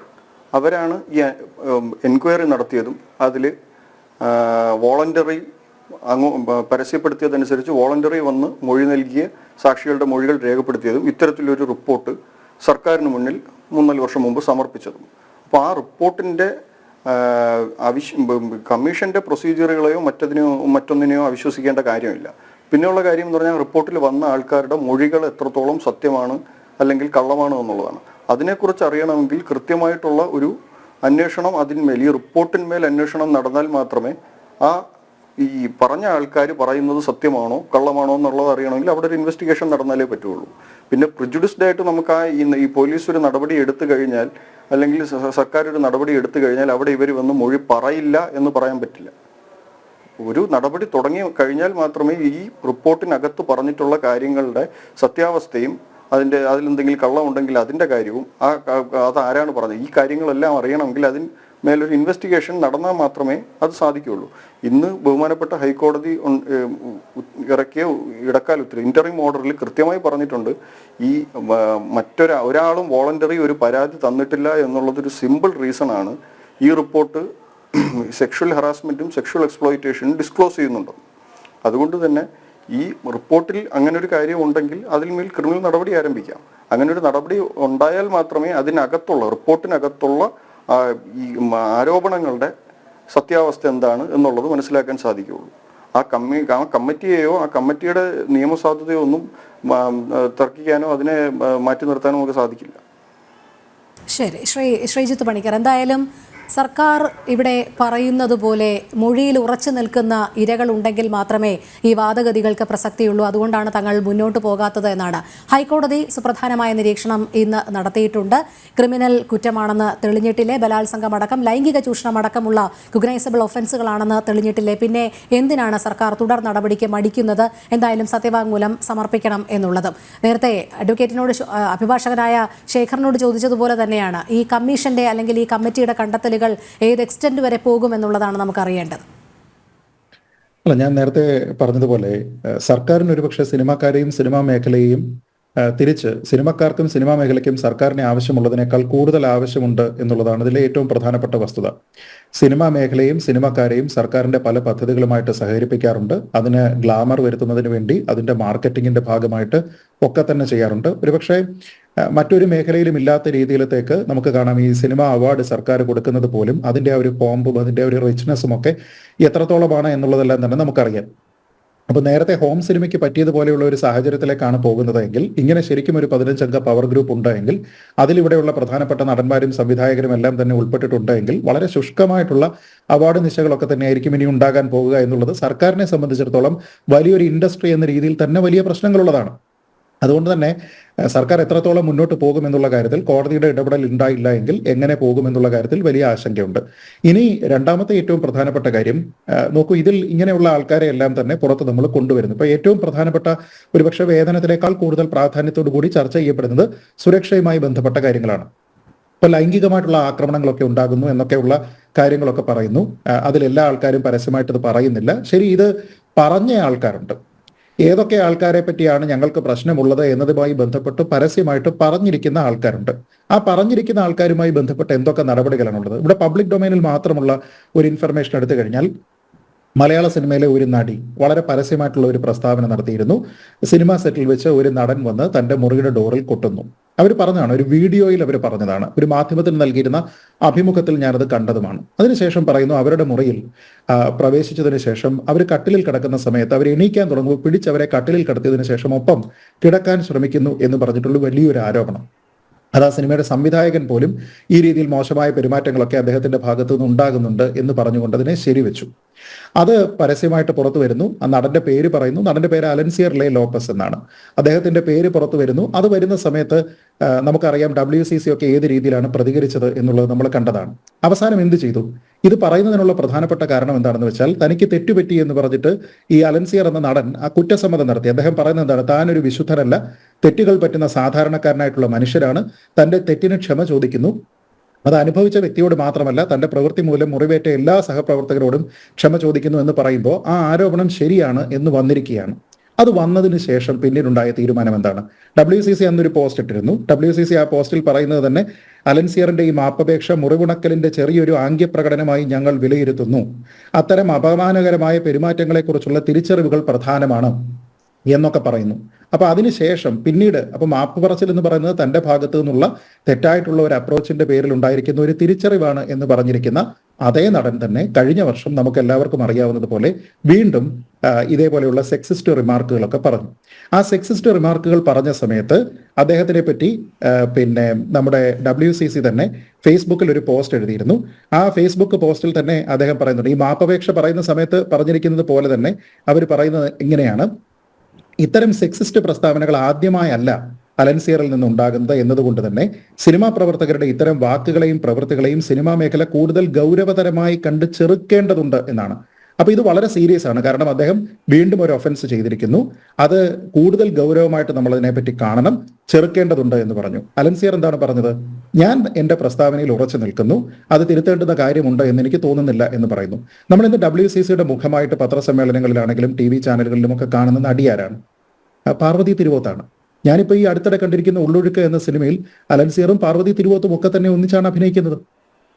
അപ്പൊ പിന്നെ തിരുത്താൻ തയ്യാറാവാത്ത ഒരു കുറ്റം അല്ലെങ്കിൽ മറ്റൊരു രീതിയിൽ വീണ്ടും ആവർത്തിച്ചിരിക്കുന്ന, ഇദ്ദേഹത്തിന്റെ കുറ്റം ഗൗരവതരമാണ് എന്നും അതിനെ ചെറുക്കേണ്ടതുണ്ട് എന്നും പറയുന്ന, ഇതിന്റെ ഫേസായിട്ട് നിൽക്കുന്ന ആൾക്കാർ വളരെ നോൺ ആയിട്ടുള്ള ഇഷ്യൂകളിൽ എടുക്കുന്ന നിലപാടുകൾ ഇങ്ങനെയാണ് എങ്കിൽ ഈ 15 പേരുടെ പേര് വന്നതിന് ശേഷം ഈ മലയാള സിനിമയിൽ എന്ത് മാറ്റമാണ് ഉണ്ടാകാൻ പോകുന്നത് എന്ന് സത്യമായിട്ടും എനിക്കറിയില്ല.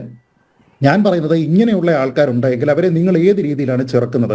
ഇതിന്റെ ഗൗരവ സ്വഭാവം എന്ന് പറഞ്ഞാൽ നിങ്ങൾ എങ്ങനെയാണ് മനസ്സിലാക്കുന്നത്? അതേപോലെ തന്നെ മറ്റൊരു കാര്യം, ഇത് WCC പരസ്യമായിട്ടിട്ടിരിക്കുന്ന ഫേസ്ബുക്ക് പോസ്റ്റാണ്. വിമൻ ഇൻ സിനിമ കളക്റ്റീവ് നേരിട്ടോ കളക്റ്റീവിലെ അംഗങ്ങളോ കുറ്റാരോപിതനും പടവെട്ട് എന്ന സിനിമയുടെ സംവിധായകനുമായ ലിജു കൃഷ്ണൻ നടത്തിയ പത്രസമ്മേളനത്തിനോട് ഇതുവരെ ഒരു തരത്തിലുമുള്ള പ്രതികരണങ്ങളും നടത്തിയിരുന്നില്ല. കാരണം സിനിമ തിയേറ്ററുകളിൽ പ്രദർശനം ആരംഭിച്ചതേ ഉള്ളൂ എന്നതുകൊണ്ടും അതിൽ കൂട്ടായി പ്രവർത്തിച്ച നൂറുകണക്കിന് ആളുകളുടെ പരിശ്രമത്തെ ഞങ്ങൾ ബഹുമാനിക്കുന്നത് കൊണ്ടുമാണ്. എന്ന് വെച്ചാൽ ഒരാള് അദ്ദേഹത്തിനെതിരെ ആരോപണം ഉണ്ടാകുന്നു, അദ്ദേഹത്തിന്റെ പത്രസമ്മേളനം നടത്തുന്നു. അപ്പോൾ ഈ വിമൻ ഇൻ സിനിമ കളക്റ്റീവ് എന്ന് പറഞ്ഞിട്ട് ഇവരുടെ പ്രൊട്ടക്ഷന് വേണ്ടി നിൽക്കുന്ന ആൾക്കാർ ഇതല്ല ഉചിതമായ സമയം എന്ന് അവർ തീരുമാനിച്ചോ? അതായത് ആ സിനിമ അവിടെ തിയേറ്ററിൽ പോകുന്നതേ ഉള്ളൂ, ഇത് മറ്റു പല ആൾക്കാരുടെയും കാര്യമാണ് എന്ന് പറഞ്ഞാൽ നിങ്ങൾക്ക് പ്രയോറിറ്റി ഏതാണ്? സ്ത്രീകളുടെ സുരക്ഷയാണോ നിങ്ങളുടെ പ്രയോറിറ്റി? നിങ്ങളുടെ ഒപ്പം പ്രവർത്തിക്കുന്ന ആൾക്കാർ വളരെ മോശമായ രീതിയിൽ പെരുമാറുന്നു എന്നുള്ള ആരോപണങ്ങൾ വരുന്നതാണോ നിങ്ങളുടെ പ്രയോറിറ്റി എന്നുള്ള ഒരു ചോദ്യമുണ്ട്. അപ്പൊ ഇതിൽ പുറത്തു വന്നിരിക്കുന്ന എല്ലാവരും അറിയുന്ന വിഷയങ്ങളിലുള്ള നിങ്ങളുടെ നിലപാടുകൾ ഇതാണ് എങ്കിൽ നിങ്ങൾ ഏത് രീതിയിലാണ് ഇതിനെപ്പറ്റി ചെറുക്കാൻ പോകുന്നത് എന്നുള്ള ഒരു ചോദ്യമുണ്ട്. ഇനി ഒരു കാര്യം കൂടി പറയാം, ഈ ഇന്റേണൽ കംപ്ലയിൻസ് കമ്മിറ്റി എന്നുള്ള ഒരു സംവിധാനം മാത്രമല്ലല്ലോ, ഇവിടെ പുറത്ത് വളരെ വലിയൊരു ലോകമുണ്ട്. ഇവിടെ സർക്കാരുണ്ട്, സംവിധാനങ്ങളുണ്ട്. മറ്റേതൊരു മേഖലയിലുമുള്ള ഒരു സ്ത്രീ അനുഭവിക്കുന്ന ഒരു മോശമായിട്ടുള്ള ഒരു പെരുമാറ്റത്തിനും എങ്ങനെയാണോ നിയമപരമായിട്ടുള്ള നടപടികളുമായി മുന്നോട്ട് പോകാൻ പറ്റുന്നത്, അതിൽ നിന്ന് സിനിമക്കാരോ നടിമാരോ മറ്റാരും തന്നെ വ്യത്യസ്തരാണെന്ന് ഞാൻ കരുതുന്നില്ല. അവർക്ക് വ്യവസ്ഥാപിതമായിട്ടുള്ള മാർഗങ്ങൾ വഴി അവർക്ക് പോകാവുന്നതാണ്, അവരുടെ കംപ്ലൈന്റ് അവിടെ രജിസ്റ്റർ ചെയ്യാവുന്നതാണ്. അതിനപ്പുറത്തേക്ക് ഇപ്പോൾ നടക്കുന്ന പ്രശ്നം എന്താണെന്ന് വെച്ചാൽ, നിങ്ങൾക്ക് പരാതി ഉണ്ടെങ്കിലും ആ പരാതി സ്വകാര്യതയെ മാനിച്ചുകൊണ്ട് പറയാനായിട്ട് നിങ്ങൾ തയ്യാറാകുന്നില്ല എങ്കിൽ, വ്യവസ്ഥാപിതമായിട്ടുള്ള മാർഗങ്ങളിൽ കൂടി അതിനെ രജിസ്റ്റർ ചെയ്യാനായിട്ട് നിങ്ങൾ തയ്യാറാകുന്നില്ല എങ്കിൽ, പറഞ്ഞിരിക്കുന്ന കാര്യത്തിൽ അക്കൗണ്ടബിലിറ്റി എസ്റ്റാബ്ലിഷ് ചെയ്യാനായിട്ട് ചെയ്യുന്നില്ല എങ്കിൽ, നേരത്തെ ഈ ചർച്ചയിൽ ഇതിനോടകം തന്നെ പറഞ്ഞതുപോലെ സിനിമാ മേഖലയിലുള്ള എല്ലാ ആൾക്കാരെയും സംശയത്തിന്റെ നിഴലിൽ നിർത്തുക എന്നതിനപ്പുറത്തേക്ക് പറഞ്ഞിരിക്കുന്ന പ്രസ്താവനയെ ഓണപ്പ് ചെയ്യുന്നതിന് വേണ്ടിയിട്ടുള്ള ഒരു ചെറുവിരൽ അനക്കുന്നതിന് വേണ്ടി പോലും ആൾക്കാർ തയ്യാറാകുന്നില്ല. ഇപ്പൊ ഞാൻ ഒരു വളരെ ലളിതമായിട്ടുള്ള ഒരു കാര്യം ചോദിച്ച് അവസാനിപ്പിക്കാം. 15 പ്രധാനപ്പെട്ട ആൾക്കാരെന്ന് പറഞ്ഞാൽ ഇപ്പൊ ഈ ചർച്ചയിൽ പങ്കെടുക്കുന്ന സിനിമാ മേഖലയിൽ നിന്നുള്ള ആൾക്കാർക്കും അല്ലാത്ത ആൾക്കാർക്കും ഒരു 15 പേരെ പറ്റി പറയാൻ കഴിയും, അല്ലെ? ഒരു 8-10 പേരുകളെങ്കിലും നമ്മൾ എല്ലാവരും പറയുന്നത് കോമൺ ആയിട്ട് തന്നെ വരാനുള്ള സാധ്യതകളുണ്ട്. ഒരു 5 പേരുകളൊക്കെ മറ്റ് പല പേരുകളും ഒക്കെ ആയിട്ടൊക്കെ മാറിപ്പോകാം. ഞാൻ പറഞ്ഞത് ഇത്രയും ആൾക്കാർ, അല്ലെങ്കിൽ നമുക്ക് മോസ്റ്റ് കോമൺ ആയിട്ട് ഐഡന്റിഫൈ ചെയ്യാൻ പറ്റുന്ന ഒരു 10ഓളം ആൾക്കാർ ഇവിടെ ഉണ്ട് എന്ന് വന്നിരുന്നാൽ പിന്നെ അവരുടെ പേരുകൾ പറയുന്നതിന് തുല്യം തന്നെയാണ്. ഇവരെല്ലാവരും തന്നെ ഇത് പറഞ്ഞുകൊണ്ടിരിക്കുകയാണെങ്കിൽ അപ്പൊ പിന്നെ ഇനി ഇവരുടെ അവസരം അങ്ങനെയാണെങ്കിൽ മുടങ്ങില്ലേ? ഇവരെ ഇനി സഹകരിപ്പിക്കാതിരിക്കാൻ വേണ്ടിയിട്ട് ആൾക്കാർ ശ്രമിക്കുകയില്ലേ? എന്ന് വെച്ചാൽ this is as good as giving a statement before an enquiry commission, അല്ലെങ്കിൽ as good as giving a public complaint. അങ്ങനെ നിങ്ങൾ അത് ചെയ്യുകയാണ് എങ്കിൽ അതാണ് ഇതിനേക്കാൾ കൂടുതൽ നല്ലത്. കാരണം ഡാമേജ് ഈസ് ഓൾറെഡി ഡൺ. അത് നിങ്ങളുടെ പേരിൽ നിന്നുള്ള ആരോപണത്തിനെ മാറ്റുന്നതിനും സിനിമാ മേഖലയിൽ നല്ല ആൾക്കാരെ നല്ലതാണ് എന്ന് റെക്കഗ്നൈസ് ചെയ്യുന്നതിനും നിങ്ങളുടെ തൊഴിൽ മേഖല ശുചിയായി സൂക്ഷിക്കണമെന്നുള്ള താല്പര്യം ഉണ്ടാകണമെങ്കിലും അന്വേഷണവുമായിട്ട് സഹകരിക്കുക, മൊഴികൾ കൊടുക്കുക, അതിന് പ്രൊട്ടക്ഷൻ നൽകുന്നതിന് വേണ്ടിയിട്ട് നിങ്ങൾ സർക്കാരിനോട് ആവശ്യപ്പെടുക.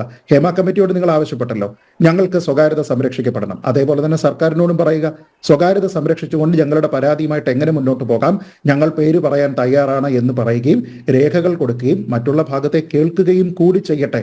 അങ്ങനെയാണെങ്കിൽ മാത്രമേ ഇതിലൊരു നാച്ചുറൽ ജസ്റ്റിസ് ഉണ്ടാകൂ എന്നാണ് ഞാൻ കരുതുന്നത്. ആ നാച്ചുറൽ ജസ്റ്റിസിലേക്ക് എത്തിയില്ല എങ്കിൽ അങ്ങോട്ടും ഇങ്ങോട്ടും വെറുതെ ചെളി വാരി എറിയുന്നതിനും പറയുന്ന പ്രസ്താവനയ്ക്ക് യാതൊരു വിധത്തിലുള്ള അക്കൗണ്ടബിലിറ്റി ഇല്ലാതെയാകുന്നതിനും മാത്രമേ ഇത് ഉപകരിക്കുകയുള്ളൂ എന്നുള്ളതാണ് പറയുന്നത്. പ്രത്യേകിച്ചും ചില ആൾക്കാരുടെ പ്രവൃത്തികൾ എന്തൊക്കെയാണ് എന്ന് പുറത്തു വന്നിരിക്കുന്ന സാഹചര്യത്തിൽ അവരെ ഗൗരവമായി കണ്ടുകൊണ്ട് ചെറുക്കണമെന്ന് പറഞ്ഞിട്ടും അവരോടൊപ്പം തന്നെ ആൾക്കാരൊക്കെ തന്നെ സിനിമകളിൽ അഭിനയിക്കുന്ന സാഹചര്യമാണ് ഞാനീ പറഞ്ഞത്.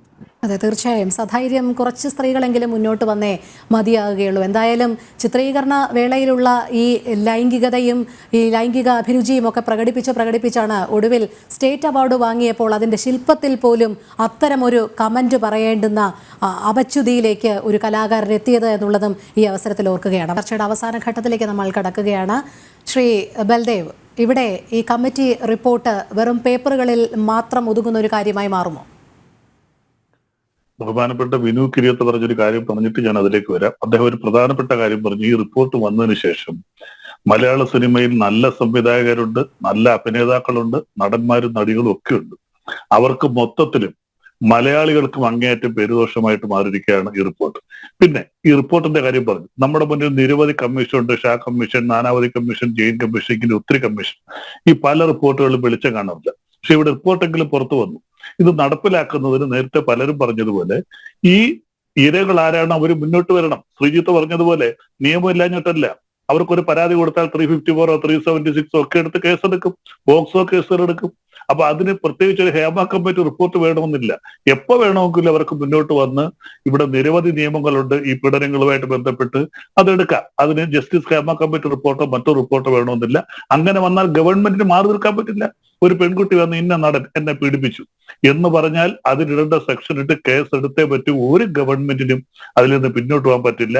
തീർച്ചയായിട്ടും ഈ സ്ത്രീകൾ മുന്നോട്ട് വരണം. ഈ ദുരവസ്ഥ ഇല്ലാതാക്കണം. നമ്മുടെ ഫിലിം ഇൻഡസ്ട്രിയുടെ ആ നഷ്ടപ്പെട്ട പേര് തിരിച്ചെടുക്കണം എന്ന് തന്നെയാണ് എന്റെ അഭിപ്രായം. ഗവൺമെന്റ് അതിന് തയ്യാറാണ്. അതെ, ശ്രീമതി അഞ്ജു, ഇവിടെ സ്ത്രീകൾ സധൈര്യം മുന്നോട്ട് വരും, പ്രത്യേകിച്ച് ഈ മേഖലയിൽ ഇപ്പോൾ മൊഴി നൽകിയവർ അടക്കമെന്ന് താങ്കൾ കരുതുന്നുണ്ടോ? ഞാൻ കരുതുന്നില്ല. കാരണം എനിക്ക് തുടക്കം തൊട്ട് തന്നെ പറയുന്നത് ഈ ഒരു റിപ്പോർട്ട് അതിൻ്റെ തുടക്കം തൊട്ട് നമുക്ക് നോക്കുമ്പോൾ അറിയാം. ശരിക്കും ഈ WCC ആണ് ആവശ്യപ്പെട്ടത് ഈ ഒരു റിപ്പോർട്ട് സ്റ്റാർട്ട് ചെയ്യണത് തന്നെ.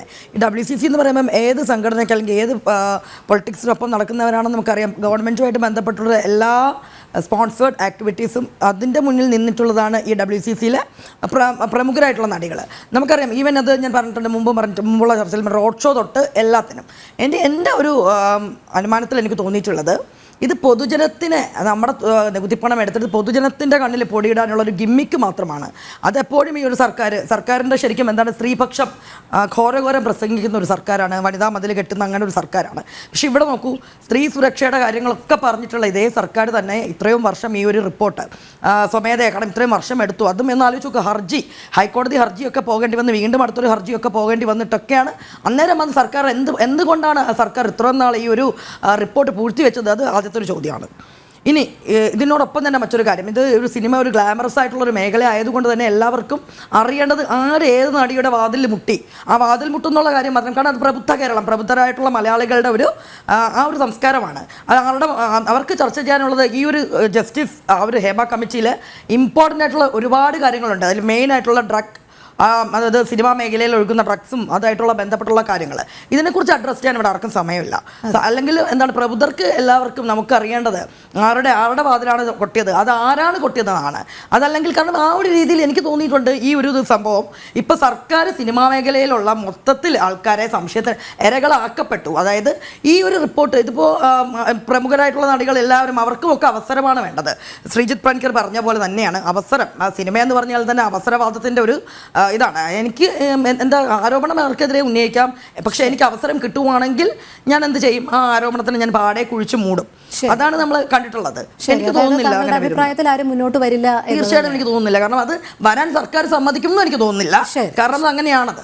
ശരി, ശ്രീ വിനു, ഇവിടെ ഏകപക്ഷീയം, വ്യക്തിവിരോധം, എന്തിന് എല്ലാത്തിലും ഉപരി കുറച്ച് മസാല കഥകൾ, ഇത് മാത്രമായിട്ടാണോ ഈ ഹേമ കമ്മിറ്റി റിപ്പോർട്ട് ഒതുങ്ങുന്നത്? ഇതിനൊരു പരിഹാരം പക്ഷേ വേണ്ടേ? സോഷ്യൽ മീഡിയ നോക്കിയാൽ മസാല മാത്രമേ ഉള്ളൂ. എനിക്ക് അതിനു മുമ്പ് ചെറിയ തമാശ പറയണം. എൻ്റെ ഒരു സുഹൃത്ത് ഇന്ന് പറഞ്ഞാണ്, എടാ ഇത് ഞാൻ നേരത്തെ അറിഞ്ഞിരുന്നെങ്കിൽ ഞാൻ എൻ്റെ മോന് പ്രമുഖൻ എന്ന് പേരിട്ടേനെ. കാരണം അവൻ എന്ത് വൃത്തിയായിട്ട് കാണിച്ചാലും ആളറിയില്ല. അപ്പോൾ എനിക്കും പറയാം എൻ്റെ മോൻ പ്രമുഖനാണ് എന്ന് പറയായിരുന്നു എന്ന്. അതാണ് അവസ്ഥ ഇപ്പോൾ. പ്രമുഖർ ഇവർക്കൊന്നും പേരില്ലേ. പിന്നെ നേരത്തെ അഡ്വക്കേറ്റ് ബൽദേവ് പറഞ്ഞു, അല്ലെങ്കിൽ ശ്രീജിത്ത് പണിക്കർ പറഞ്ഞ ഒരു പോയിന്റിനോട് എൻ്റെ ഒരു ഡൗട്ടാണ് ഞാൻ ചോദിക്കുന്നത്.